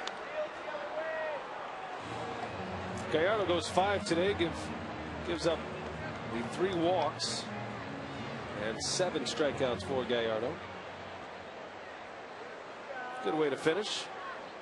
Giovanni did not pitch well in Chicago at Wrigley Field, and even made it a point that he'd like to get back on the mound one more time to erase those memories. Those aren't the kind of thoughts you'd like to have through an entire offseason. Being away that strikes out Matsui. Yeah, good changeup by Carlos. Well, Giovanni Gallardo, an outstanding effort here today. 3 walks, 7 strikeouts. He only allowed 3 base hits in his 5 innings of work. 77 pitches to get through 5. And certainly an outing that he's going to feel good about during the offseason. And that's what he and the Brewers are trying to accomplish. So Giovanni finishes with 185 and 2/3 innings this year, 30 starts. And 204 strikeouts for the season.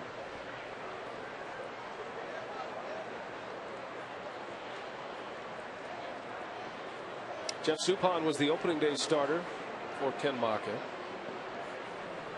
But Giovanni Gallardo will undoubtedly show up as the ace next spring. Ken Maka didn't want to put that kind of pressure on a young pitcher, 23 years of age. He'll do it next year. Yeah, he'll be able to handle it. He could have handled it this year. Not a whole lot. Really gets into the head of Gallardo. Mentally tough. Berkman rolls over one. Council makes a play for out number 2. 2 quick outs for Villanueva.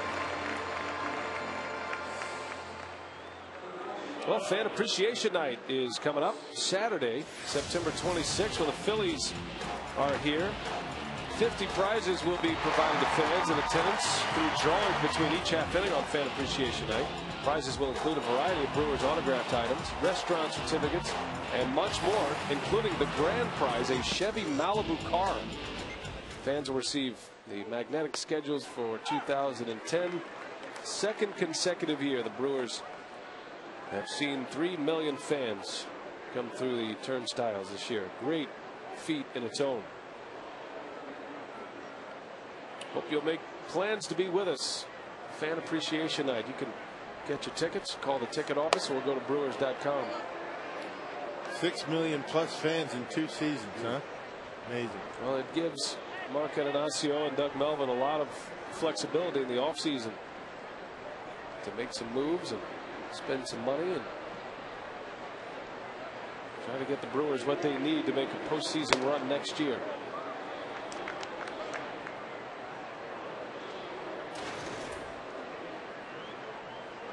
You've never been here? We invite you soon. It's one of the best ballparks in baseball. And you're guaranteed a game. Yeah, no matter how far you come. Fan friendly. It's one of the few places you can wait in line at the concession stand and still keep an eye on the game.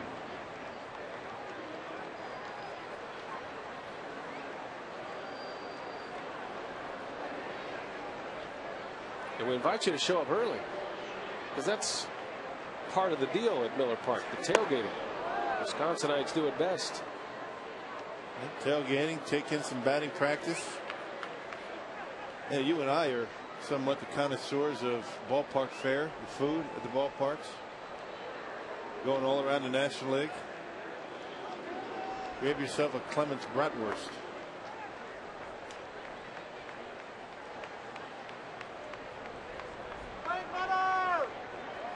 Full count to Lee. And that one just missed. Carlos Lee draws the walk.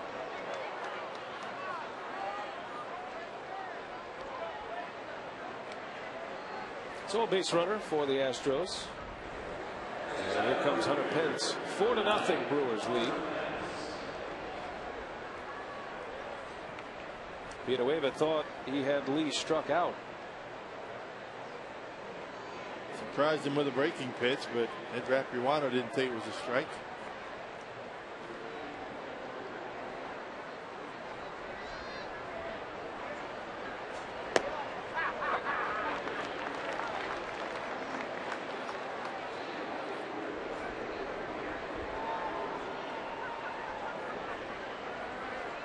Pence has walked twice in this game.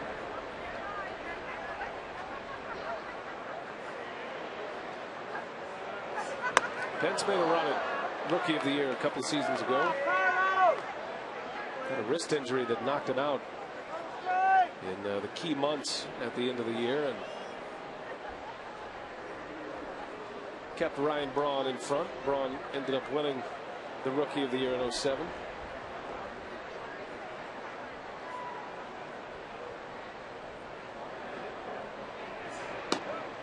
Hunter Pence was in the same tryout with Giovanni Gallardo. The Texas Rangers had a tryout for some of the better amateur players in the area.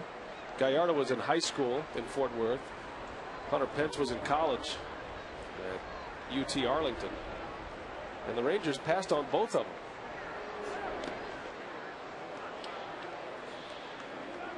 Amazing. You know, the Texas Rangers have always been a team that scores a lot of runs, but had a tough time pitching. It would have been a nice addition to their rotation. Didn't have the first round pedigree, they thought. A lot of folks, you know, he wasn't in a high school that was highly publicized. Not known as a baseball community. One of the biggest improvements that Hunter Pence has made over the course of his time in the big leagues is his eye at the plate. When he first came up, you couldn't walk this guy. And he swung at everything. Got that on base percentage at .350. Much more selective at the plate. Walked twice today. And another 3-2 count. Runner goes. Pence, a base hit. Always been a tough out. And suddenly Villanueva is in trouble here with 2 away. Astros have 2 on, and Tejada coming up. Yeah, hanging breaking pitch, and Hunter Pence with the big swing able to get it into left field, a little bit off the end of the bat. With the pitch up in the zone, and Pence able to get a piece of it.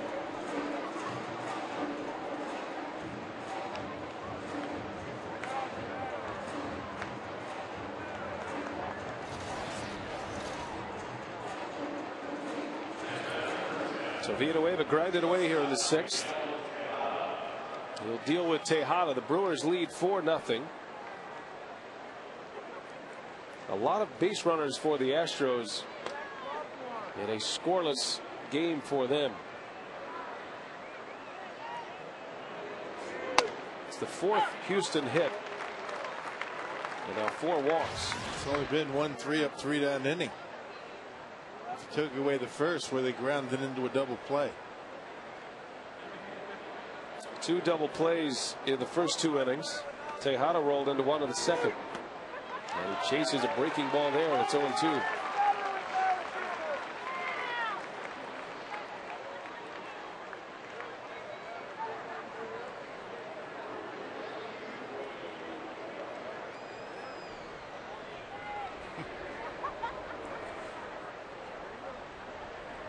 Sunflower seed slow pitch right there. A little soft toss. That's a skill I didn't know Dan Wright had.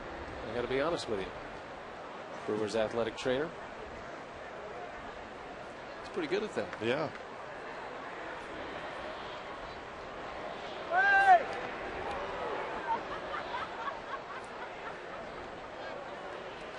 Big league ball players are always competing.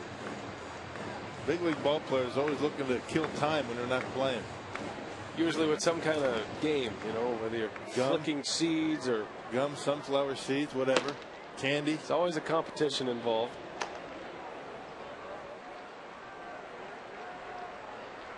Starting pitchers, the biggest culprits.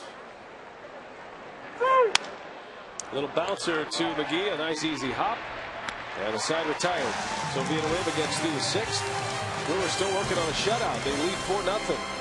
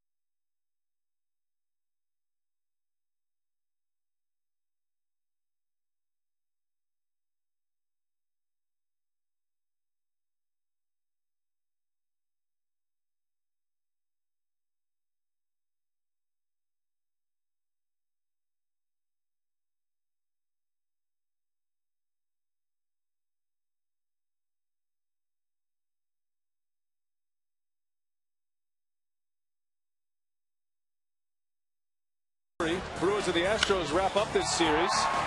And the Brewers looking for the sweep. Good start today. Corey Hart, a 2-run homer in the first inning. His first home run in a couple of months. And then 2 batters later, Prince Fielder homers, his 40th of the season. A milestone homer for Prince. Jody Garrett bangs one out of here in the 4th. And all of the runs coming on the home run ball today. Meanwhile, Giovanni Gallardo, in his final start of the season, goes 5 innings of shutout baseball. 3 hits allowed, 7 strikeouts, and he's in line for his 13th win if the Brewers can take this one to the finish line. Jody Garrett leads off the bottom of the 6th. Felipe Paulino still on the mound. I'm impressed with his day today. Boy, we talk about a turnaround after that first inning. And still, the Astros have not scored a run while he's been on the mound now in 4 starts. That's almost impossible. It's amazing. 3 previous starts, and now this one today. While he has been on the mound and the pitcher of record, the Astros have been shut out. They ended up scoring runs later in games in a couple of those outings, but not many. And not many runs. He lost 2-0 and 2 times 2-1. Garrett lines one to center. That's a base hit. Jody Garrett, 2 more hits today. You got to give Jody Garrett a lot of credit. He's hanging in there, mentally strong, and able to come up with some hits here recently. That's what it takes to be in the major leagues for an extended period of time. Hey, visit the official online shop of the Brewers at Brewers.com. Browse the largest online selection of authentic team gear, including official caps, t-shirts, jerseys, collectibles, and more. Get your team gear straight from the source. Shop the Brewers.com shop.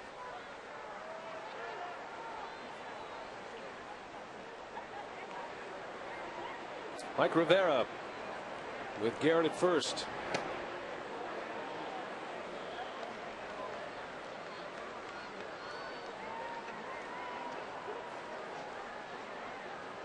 I'm sure Rivera will play winter ball this year once again.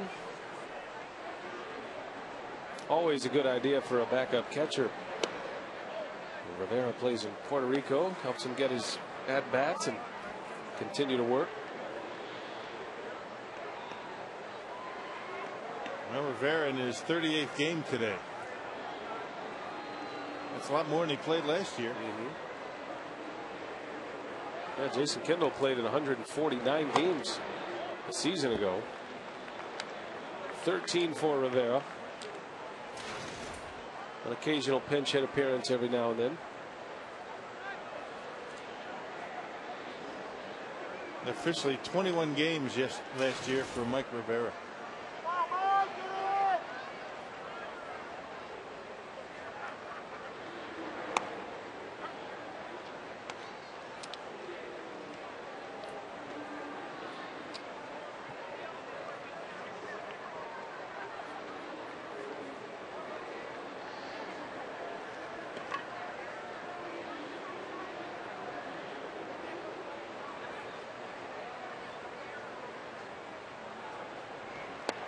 Got him.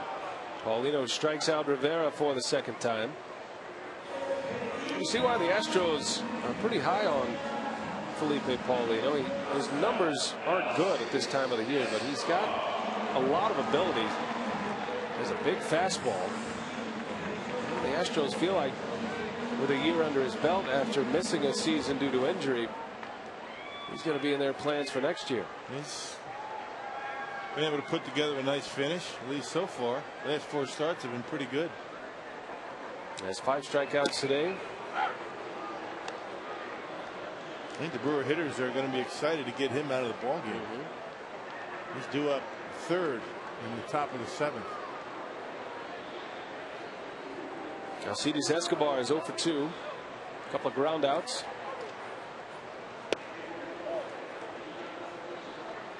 Matt Gamble will hit next. So the 2 top prospects in the Brewers organization will hit back-to-back here, barring a double play.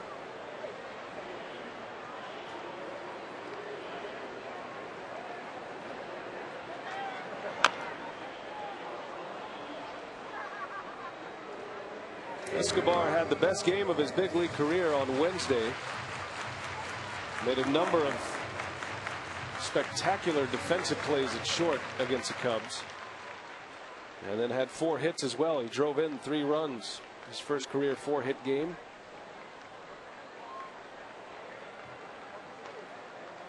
And that's the key. I mean, is he going to be able to hit enough? He's hitting pretty well in the minor leagues this year, up around 300 right now.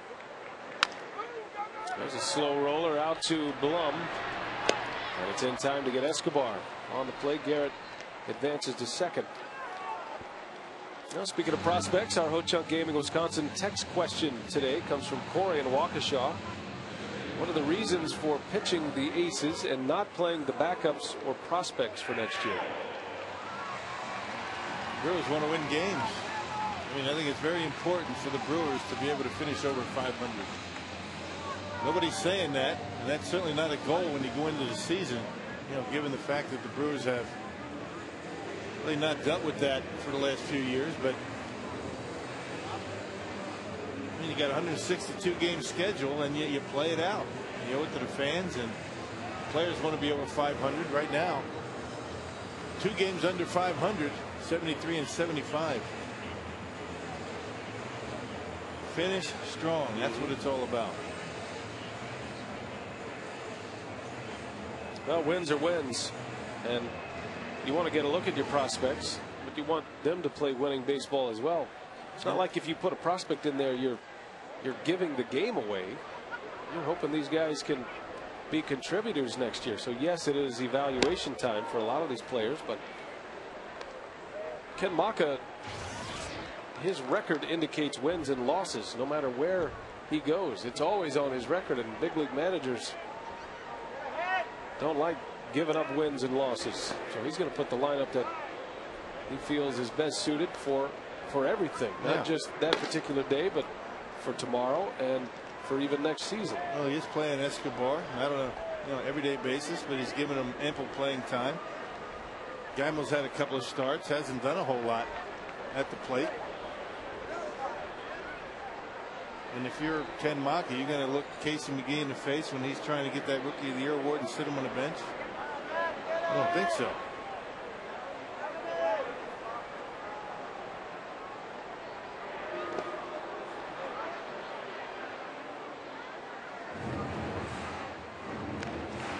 One and two to Gamble. Been quite a whirlwind season for Matt Gamble, both on and off the field. Up and down between the big leagues and the minor leagues. He became a father for the first time this year.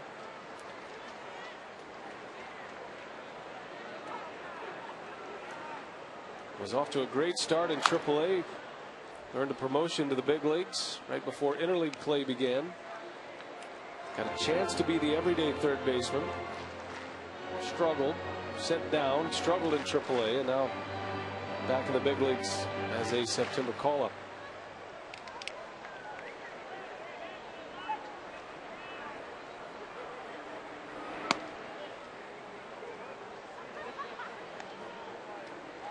A pretty good pitch by Paulino. My goodness. That inside corner, there hasn't been a whole lot of strikes called in this entire series.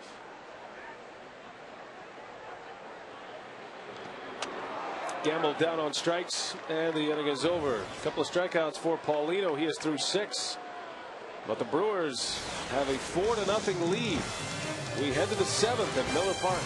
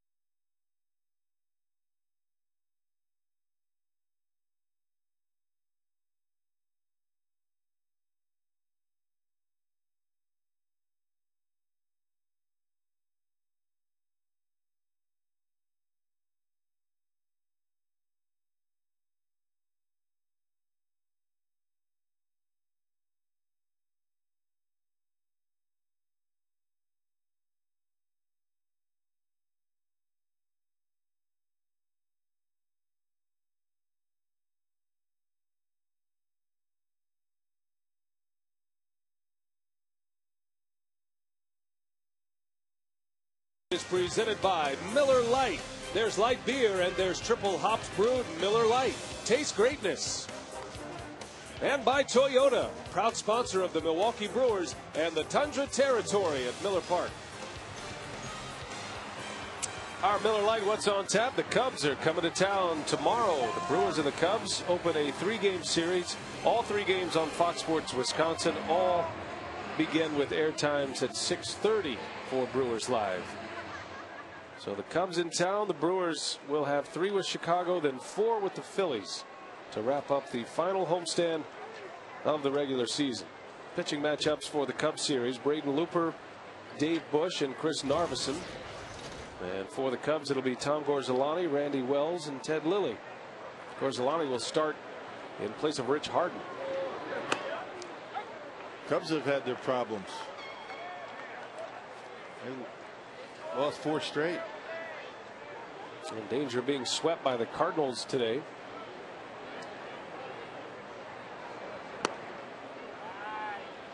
That's a night game.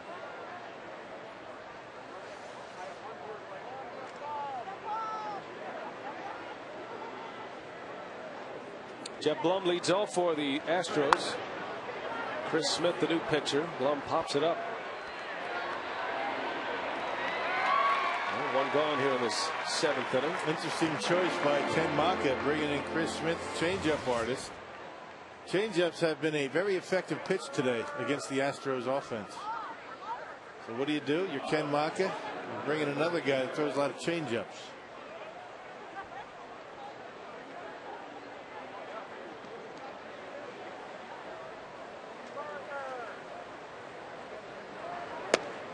Humberto Quintero.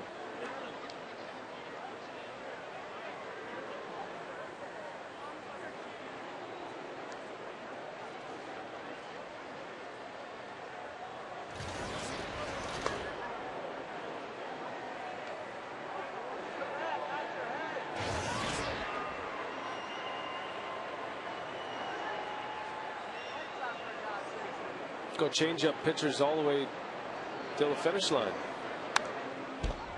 Get Smith a couple innings, bring in Hoffman. Yeah.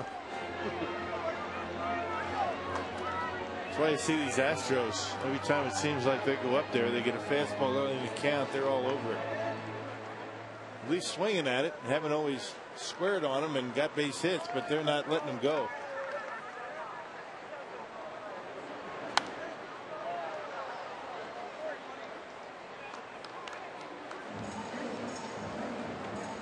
Well, Gallardo went 5 shutout.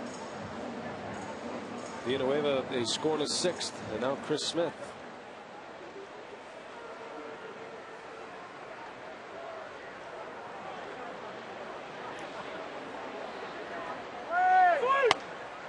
Got him. Fastball from Smith. 2 up, 2 down. Well, tickets for the Brewers on Deck event 2010 are on sale now.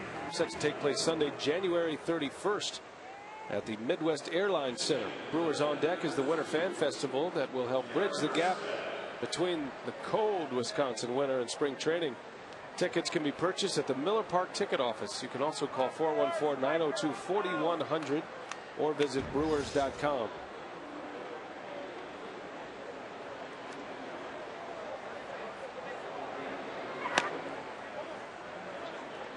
Darren Erstad will pinch hit for Felipe Paulino. So Paulino giving up 4 runs through 6 innings and 5 strikeouts. Fielders got it, and that'll be a 3 up, 3 down inning. Nicely done, Chris Smith. A quick inning at that. Stretch time at Miller Park. We invite you to stay and enjoy Miller Park's presentation of God Bless America. With the singing of God Bless America.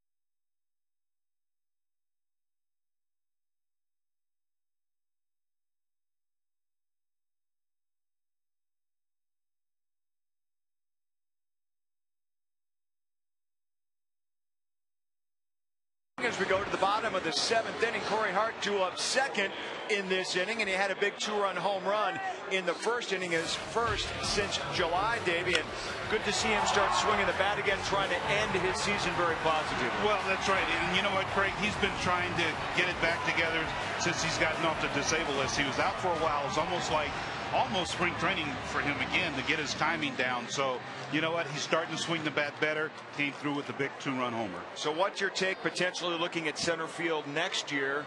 With Cameron being the free agent, could Corey Hart slide over there? Is that one potential, or what do you think? Well, Corey Hart has certainly played center field. That is a possibility. But you know what? Mike Cameron, talking to Mike, he loves it here. He wants to come back here and play. But in case he's not, then, you know, that Corey is an option. Do you like a guy like a Corey Hart or a Mike Cameron in that spot there in center field? Mike Cameron. You like Mike Cameron better? Okay, sounds great. We're going to get ready for the post-game report as well. We're going to be teaching you how to score keep on our post-game instructional plus full reaction coming up after the ball game. Brian and Bill. All right, thanks a lot, Craig and Davey. Looking forward to that. Brewers Live post-game coming up soon as we're done here today. The Brewers trying to wrap up a sweep of the Astros and make it their 5th straight win. Incidentally, the Brewers have not won 5 consecutive games since May. It would be their 2nd longest winning streak of the season. Brewers had a 7-game winning streak earlier this year through the month of May that also involved the Astros. As Counsell sends one to left, Carlos Lee has it for out number 1.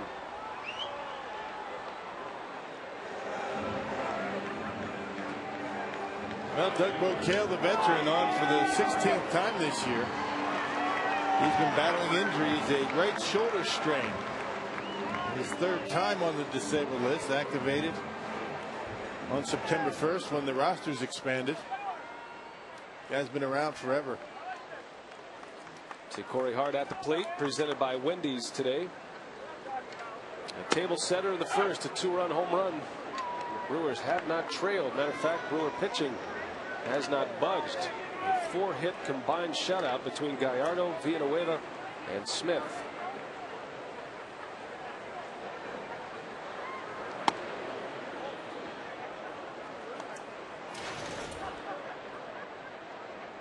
The Astros only 4 runs on the board in almost 3 games against the Brewers in this series. 2 games in 7 innings, 4 runs. Good pitching.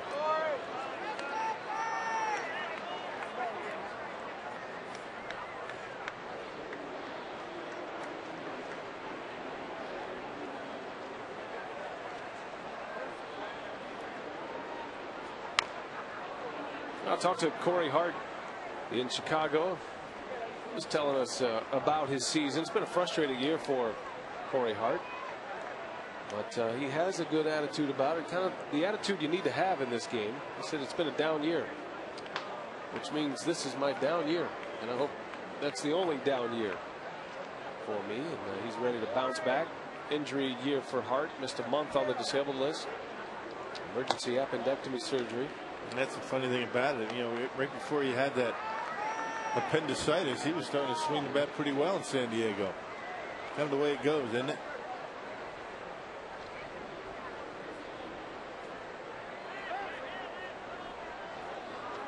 You know, offensively, the Brewers don't feel like they are that far off. They still feel like a playoff team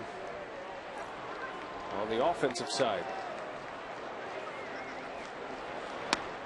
And you're hoping for some bounce back seasons as Hart goes down on strikes. Let's check in with Drew Olson. What do you have, Drew? Guys, you know, the American League Central race is getting more interesting by the minute. Minnesota trails Detroit today 4-2 in the middle of the game. If those teams finish tied, they would need to play a 1-game playoff, and Minnesota would have the home field advantage. However, that date for that game would be October 5th, and as most fans around here know, that's the date the Vikings are playing host to the Packers at the Metrodome in Monday Night Football. So Miller Park could potentially be on the list of alternate sites for that game if there is a 1-game playoff necessitated. Yeah, how about that? So Sunday might not be the final game here at Miller Park. It's got to go through a lot of steps to get there. Of course, the Twins would have to end up in a tie. They do have the season advantage on the Detroit Tigers. The NFL is saying this is not a playoff. This is not a World Series. This is a regular season playoff. So Why should they have to leave the Metrodome? They'll work it all out. Rich Schlesinger said he'd be more than willing to host a game here at Miller Park. You betcha. It'd be some kind of fun, wouldn't it? If the Tigers and the Twins played a one-game playoff. Not much of an advantage for the Twins.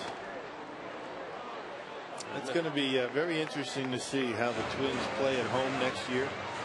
That Metrodome, maybe the biggest home field advantage of all sports. You're right. And they continue year after year to play well in that place. Brewers got swept there this year.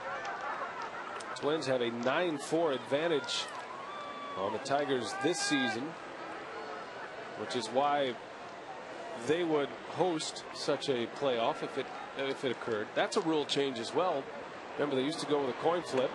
No more coin flips. That's a good rule. Well, you don't have to tell the Twins about that, who ended up in Chicago against the White Sox in a one-game playoff last year. Won by the White Sox. Chicago ultimately eliminated by the Tampa Bay Rays, who went all the way to the World Series. So good food for thought.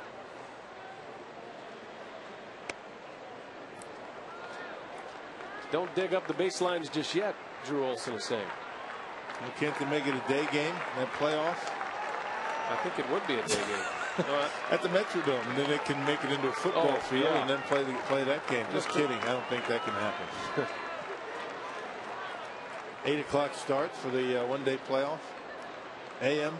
This will be the last time the Twins will have to deal with the Vikings on such a matter. They'll have their own field next year. I guess the NFL could go to the new Gopher Stadium. Yeah. Downtown. That's about a 54,000 seat stadium. NFL is saying, why don't we just work out the whole issue, right? We can work this out right now. Right just here bring and them now. to Miller Park. We'd love a playoff game here at Miller Park this year. That's right. Be a neutral site.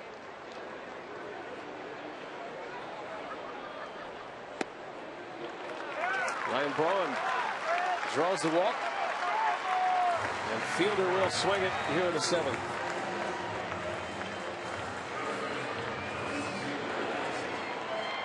Regular season ends October 4th. Playoffs begin October 7th.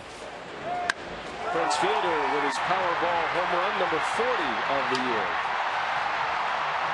Came in the first inning, a solo shot. Set a franchise record for walks when he walked in the 5th, his 100th walk of the year. So 2 days, 2 franchise records. Just looking at some of the current single season records right now. Fielder has a chance to join 4 others for games played. Carlos Lee, Richie Sexson, Robin Yount, and Norman Thomas all played in 162 games. So he could share the franchise record if he continues to play every day. He's got a chance to set the franchise mark for extra base hits. It would be his own franchise record. Right now he's in a share with Robin Yount, 87 extra base hits. He needs 11 the rest of the season to match that mark.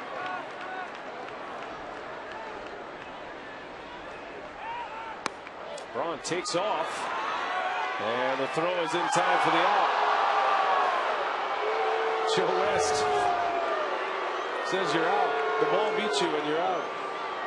Looked like Braun got in there, but the inning is over, and we head to the 8th inning.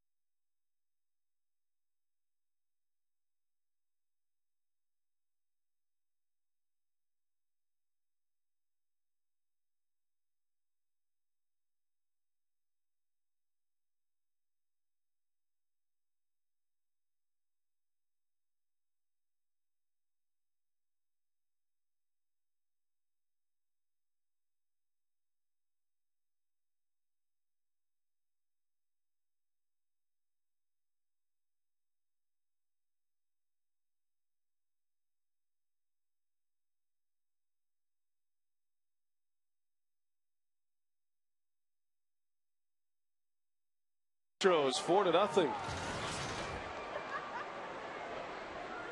3 runs in the first for the Crew. Got home runs from Hart and Fielder, then Jody Garrett homered in the 4th. And we welcome those of you coming over from the Packers game. Brewers trying to sweep the Houston Astros today and win their 5th straight game. Yovani Gallardo started, went 5 shutout innings with 7 strikeouts, and he's in line for his 13th win in his final start of the year. And Rock, he pitched well, he pitched efficiently today, and a good way to finish the season for Gallardo. And showed a pretty good changeup, and certainly that's the way that Yovani and the Brewers would have liked to have had him finish the year. Something positive to go on throughout the offseason. He's been something else. He should have more than 13 wins, that's for sure. All of the runs produced by home runs today. Hart hit a 2-run homer in the first. Fielder belted his 40th in the first inning. Now Smith strikes out Michael Bourne. That is the 4th time that Bourne has struck out today. And 3rd time on a changeup. A good Chris Smith changeup, 78 miles an hour. And Bourne way out in front. He's having a tough time with that pitch today, as are most of the Astros.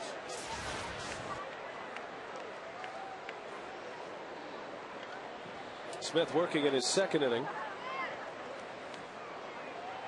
The Brewers will have Prince Fielder to lead off in the 8th, and then McGee, then Garrett.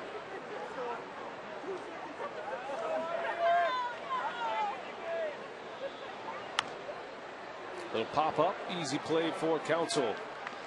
2 quick outs for Smith.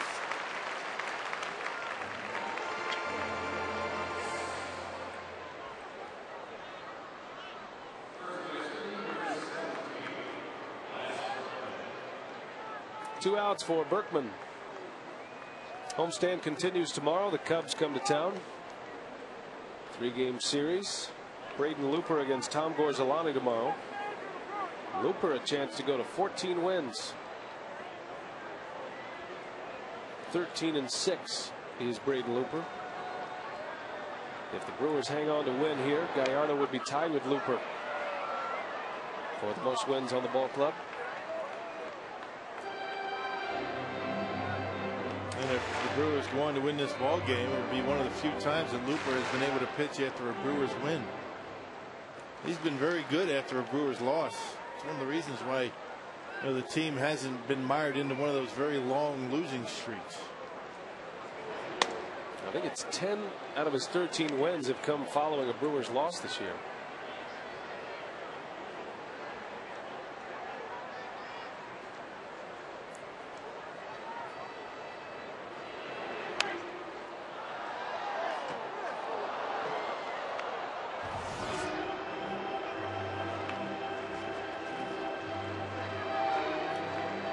Lance Berkman had a hit in his first at bat of this series. He homered in the 2nd inning of Friday night's game, and he's been hitless since.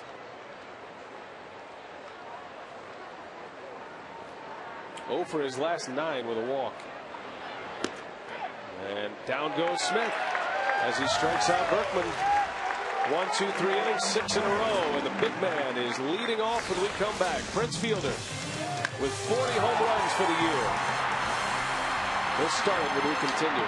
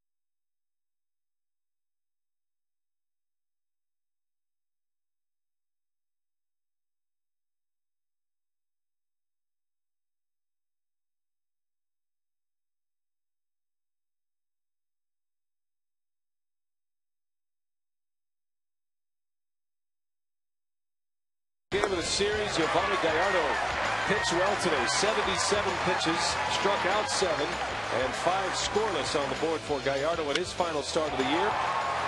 Corey Hart, a 2-run homer in the first inning. Second Brewers batter put the Crew on top 2-0. 2 batters later in the first, Prince Fielder belted number 40. And a 3-0 lead early today for the Brewers. Jody Garrett homered in the 4th with 1 away. And that's where we sit, 4-0 Milwaukee. As we head to the bottom of the 8th, and Prince Fielder ready to lead off. And we will finalize our U.S. Cellular text to vote question. 50% say Prince Fielder's best football position would be fullback. It's a good call. We'll have a new question tomorrow. Thanks for playing.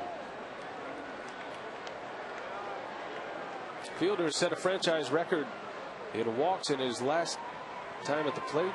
Drew his 100th walk in the 5th. The dream season continues for Prince Fielder.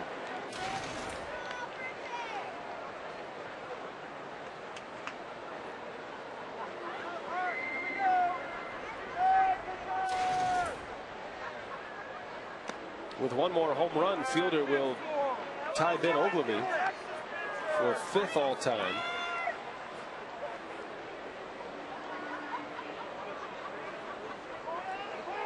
But only 4 different players have hit more than 40 home runs in a season. As Fielder draws walk number 101.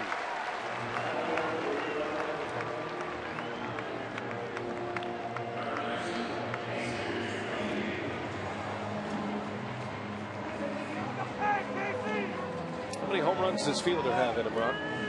13 games left. Rest of the year? 2, 3, maybe. What do you think? You don't want to, go crazy on the guy. What do you think? At 45? I think he needs to hit 10 more and get to 50. No, I think 5 would be kind of at the edge of reality for him. If he gets to 45, that'll be a huge run in the final 2 weeks of the year. You never know. He's done it before. But his record of 50 will be intact.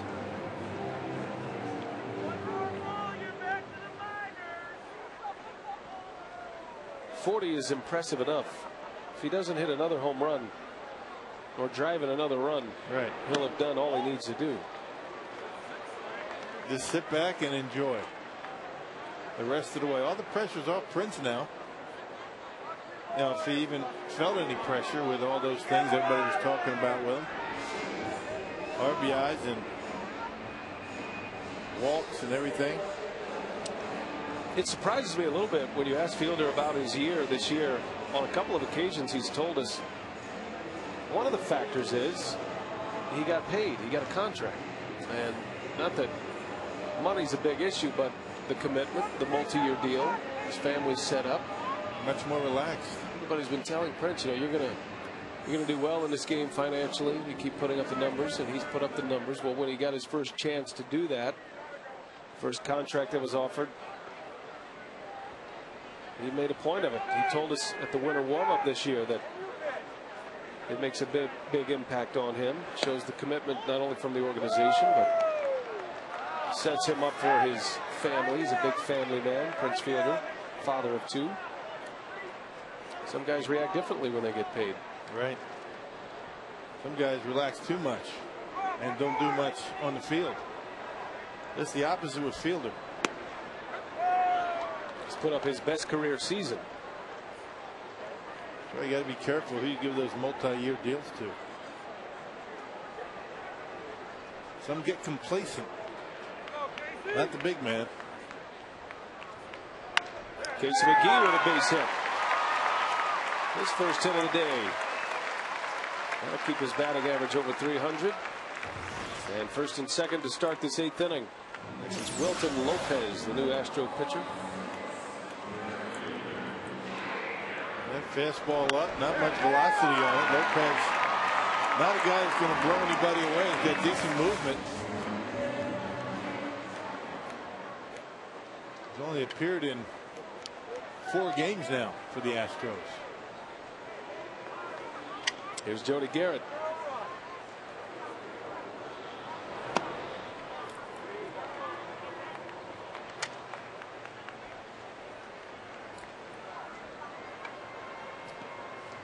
Numbers on Wilton Lopez. I've only known one other Wilton. Guerrero. Vladimir's brother. Garrett sends one deep to left. That's a base hit. Goes to the wall. Fielder around third. He'll score. McGee will be held up as Jody Garrett has his third hit of the game and another RBI, and it's 5-0 Brewers.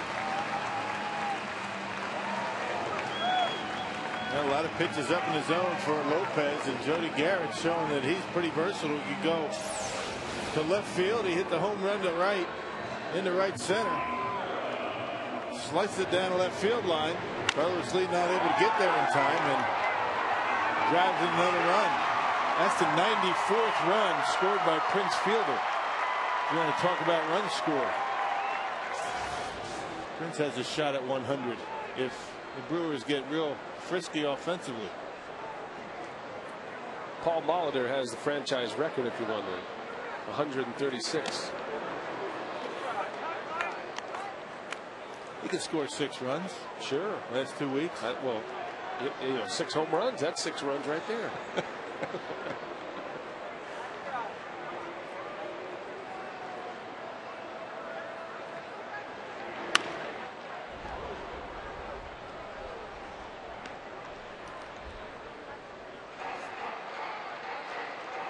Well, a win today for the Brew Crew. They pull within a game of 500.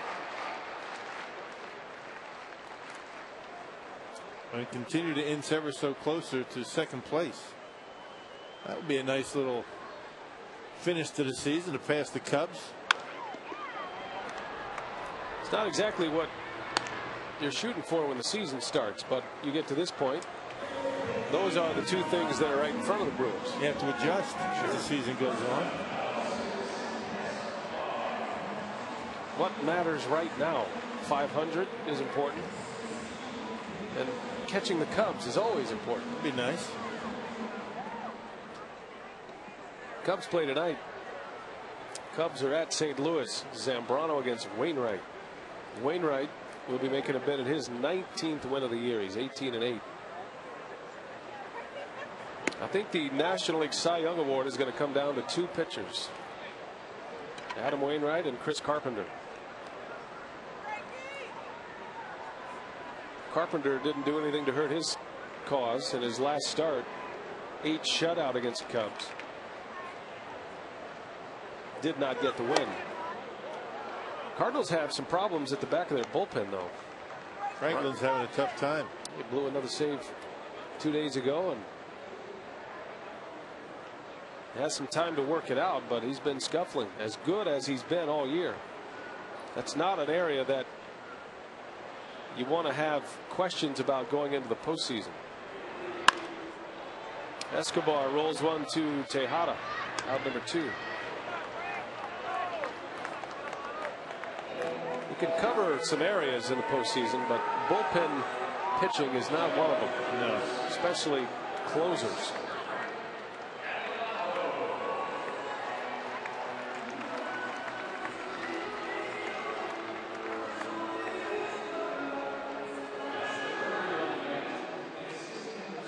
Catalanano is going to pinch hit, and Cecil Cooper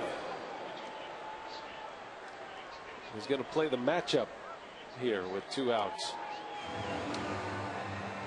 So a pitching change for Cecil Cooper with 2 outs in the 8th inning and a 5-0 ball game. Tim Burdack is on the pitch.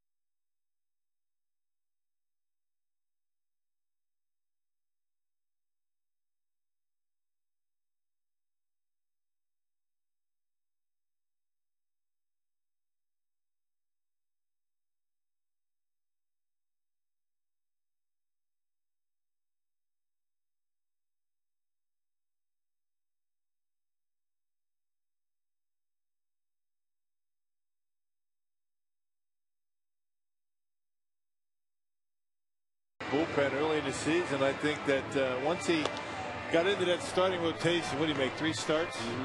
Ineffective in 3 starts, and I don't think he was able to recover. After that, ended up hurting that elbow.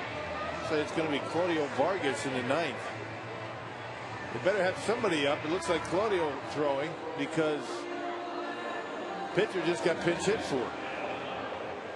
So Tim Burdack will come on to pitch here. Catalanado was announced. He was pulled back. Jason Bourgeois will hit.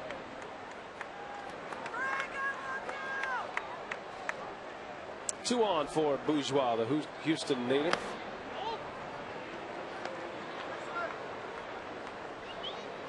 Big fan of that Cajun food you like so much, Rock. Yeah. Raging Cajun with the extra spice, extra cayenne. Bourgeois, a little flare, that is foul.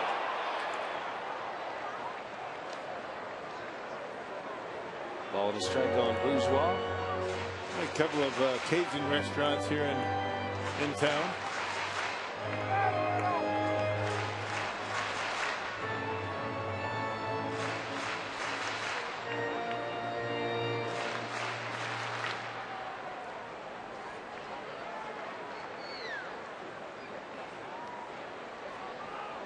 Bourgeois will be heading back to Houston in the offseason.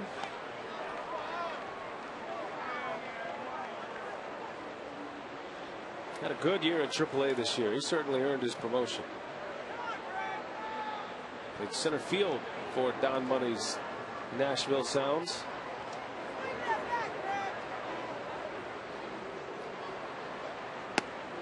Money was telling us the other day how good his Nashville ball club was up the middle, with Escobar at short, Hernan Iribarren at second, and then Bourgeois in center field. He took away a lot of hits. A lot of speed.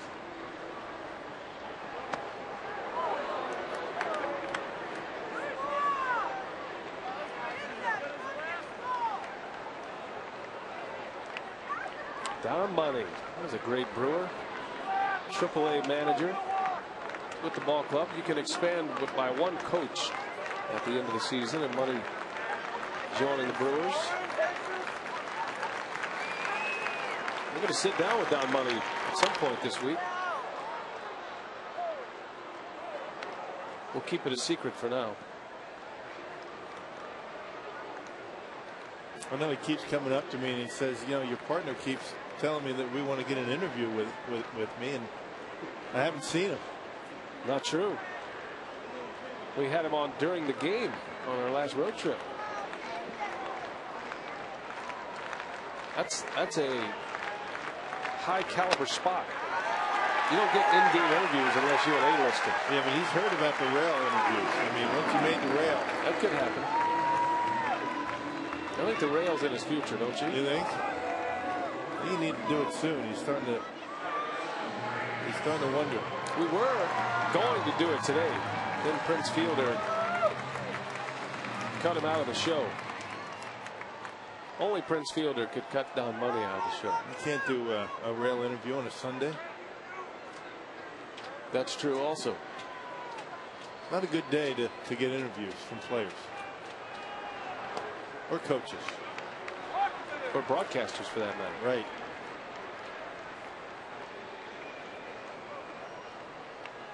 Sunday has its own unwritten rules in baseball.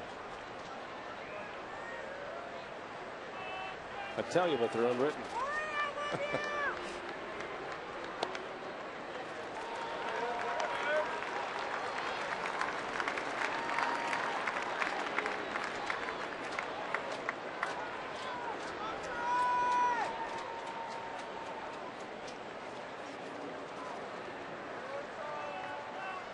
Bases loaded for Counsell. 5-0 Brewers on 10 hits. 2-1 on Counsell. Craig is 1 for 4 today.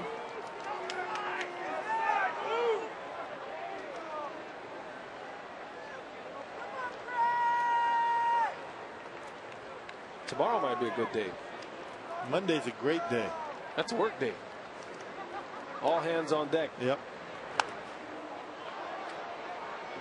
Interviews, line them up. First day of a series, new series, new team coming in. Guys feel energized, ready to talk. Always ready to talk to us.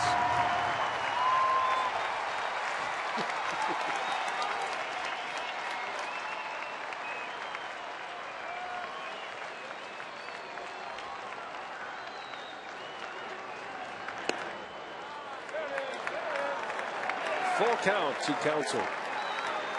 Nowhere to put him, Rock. How many times have we seen a pitcher walk off the mound thinking that they had strike 3?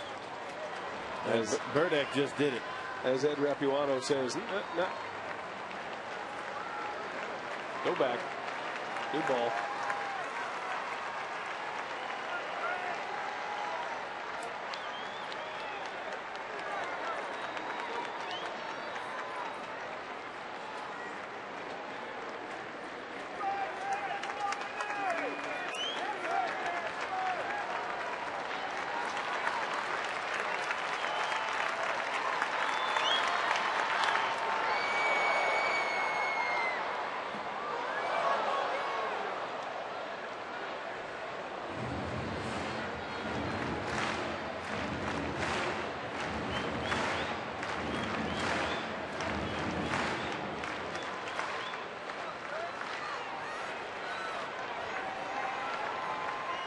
Cameron's enjoying his day off.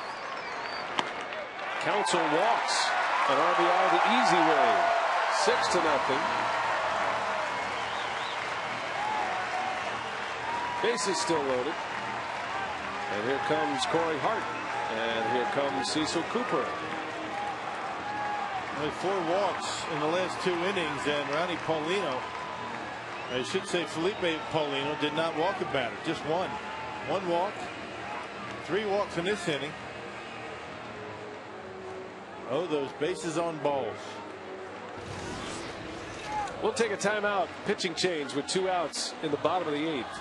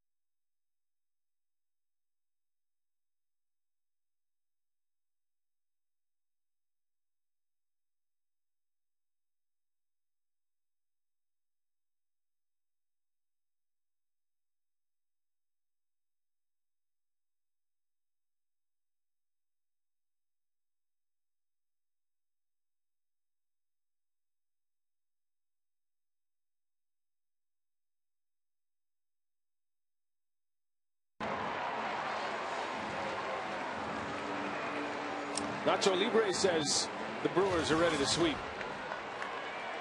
On his own art. Bases loaded, 6-0 Milwaukee, and Corey Hart is the batter. And the new pitcher, Sammy Hervasio. 3rd straight game he's pitched. Yeah, I mean, he did real well on Friday. Had a tough time in yesterday's ball game. 21st appearance. Very unorthodox delivery. Tough on the arm.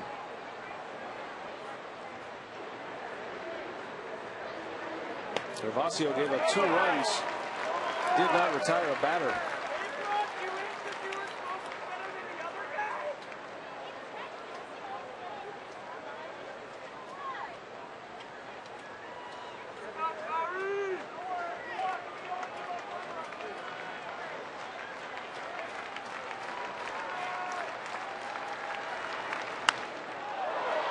Two and one. Remember Sammy Ball? I do. Quarterback. His nickname was Slingin' Sammy Ball. Do you like that? I think it matches here. Kind of a side armor, wasn't he? The Slingin' Sammy Gervasio.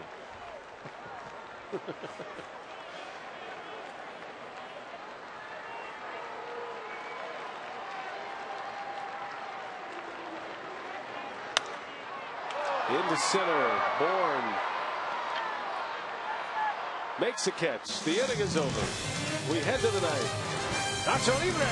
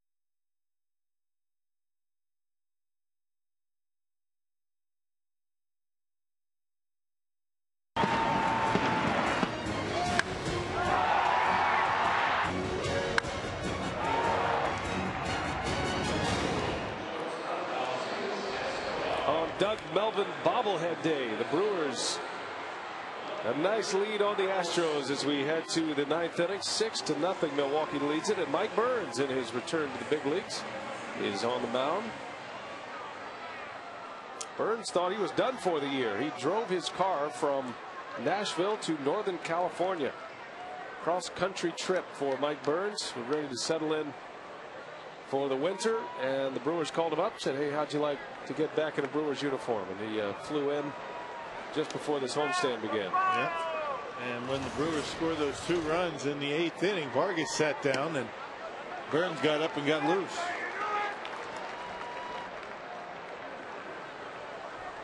Burns pitched the final game of the regular season for Nashville on the 7th, so it's been a while since he's pitched.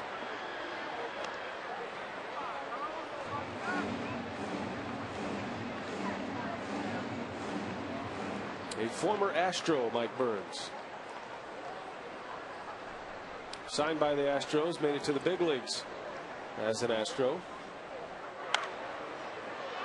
Carlos Lee pops it up. Counsell's got a long way to go. And he's got it for the out.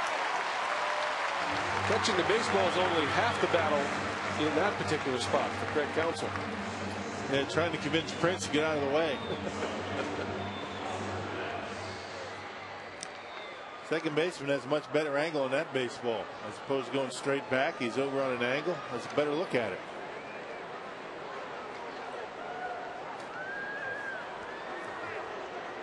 One gone. Here's Pence. The Brewers 2 outs away from their 5th straight win. Longest winning streak since mid-May, when they won 7 in a row. And 2 sweeps in the last 3 series.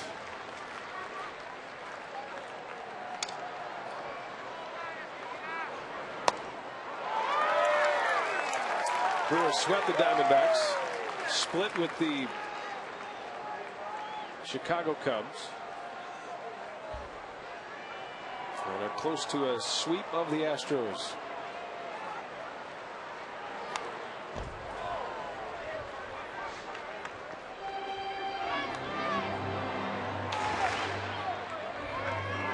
We've lost our statistician today, Rockies. Gone. He's out of here. Yeah. Has to set up some interviews, probably. Thanks to John Steinmiller. Did you get a stat from John I don't today? think so. Not one.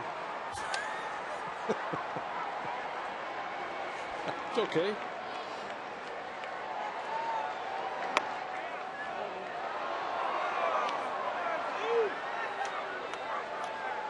No, he had a lot of good stuff today from John Steinmiller.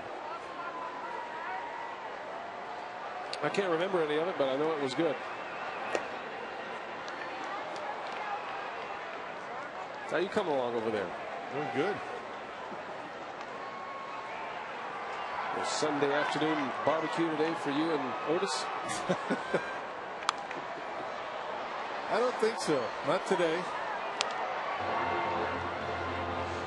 Gallardo in line for the win, which will be his 13th. Sorry to hear you and Otis a little under the weather here lately. Yeah. 10 down, strikes, 2 gone. Must have been something I picked up in Chicago. That burns off the outside corner. And Ned Rapuano rings up Hunter Pence.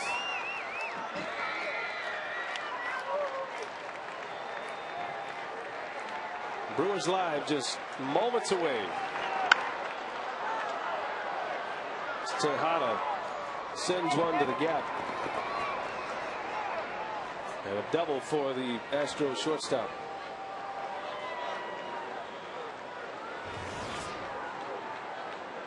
I think Miguel Tejada has swung at a first pitch every time up. Or if not, 3 of his 4 at bats.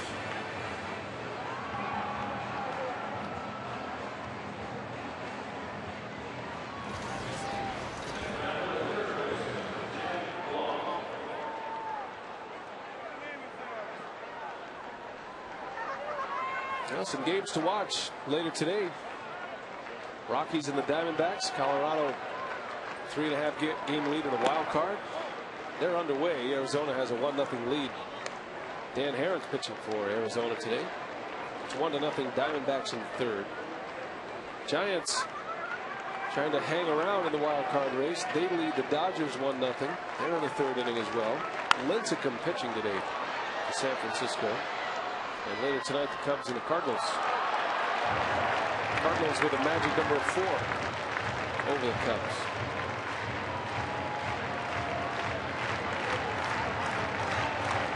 Texas lost today to the Angels. So if the Yankees beat the Mariners, the Yankees will be the first official entry into the postseason. Their magic number is now 1. They have 2 weeks to go. Yankees the only team with a chance at 100 wins this year. I mean, legitimate chance at 100 wins. They have 95 wins.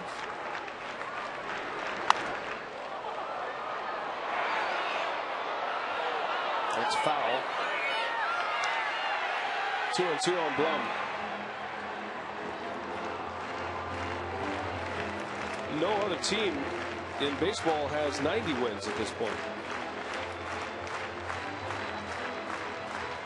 Dodgers are 89-60. The closest. Dodgers have the best record in the National League. If it ended today, it would be a Cardinals-Rockies first round. Dodgers-Phillies for the National League Division Series.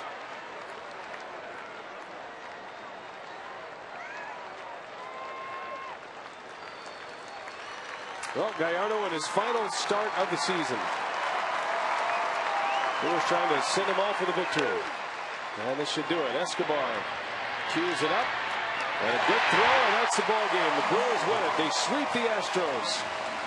And Giovanni Gallardo wins his last start of the year, his 13th of the season. Finishes at 13-12. And 204 strikeouts, the 5th most in a single season in Brewer franchise history. Time now for Brewers Live. The Brewers win it 6-0, and we check in with Craig and Davey. Craig?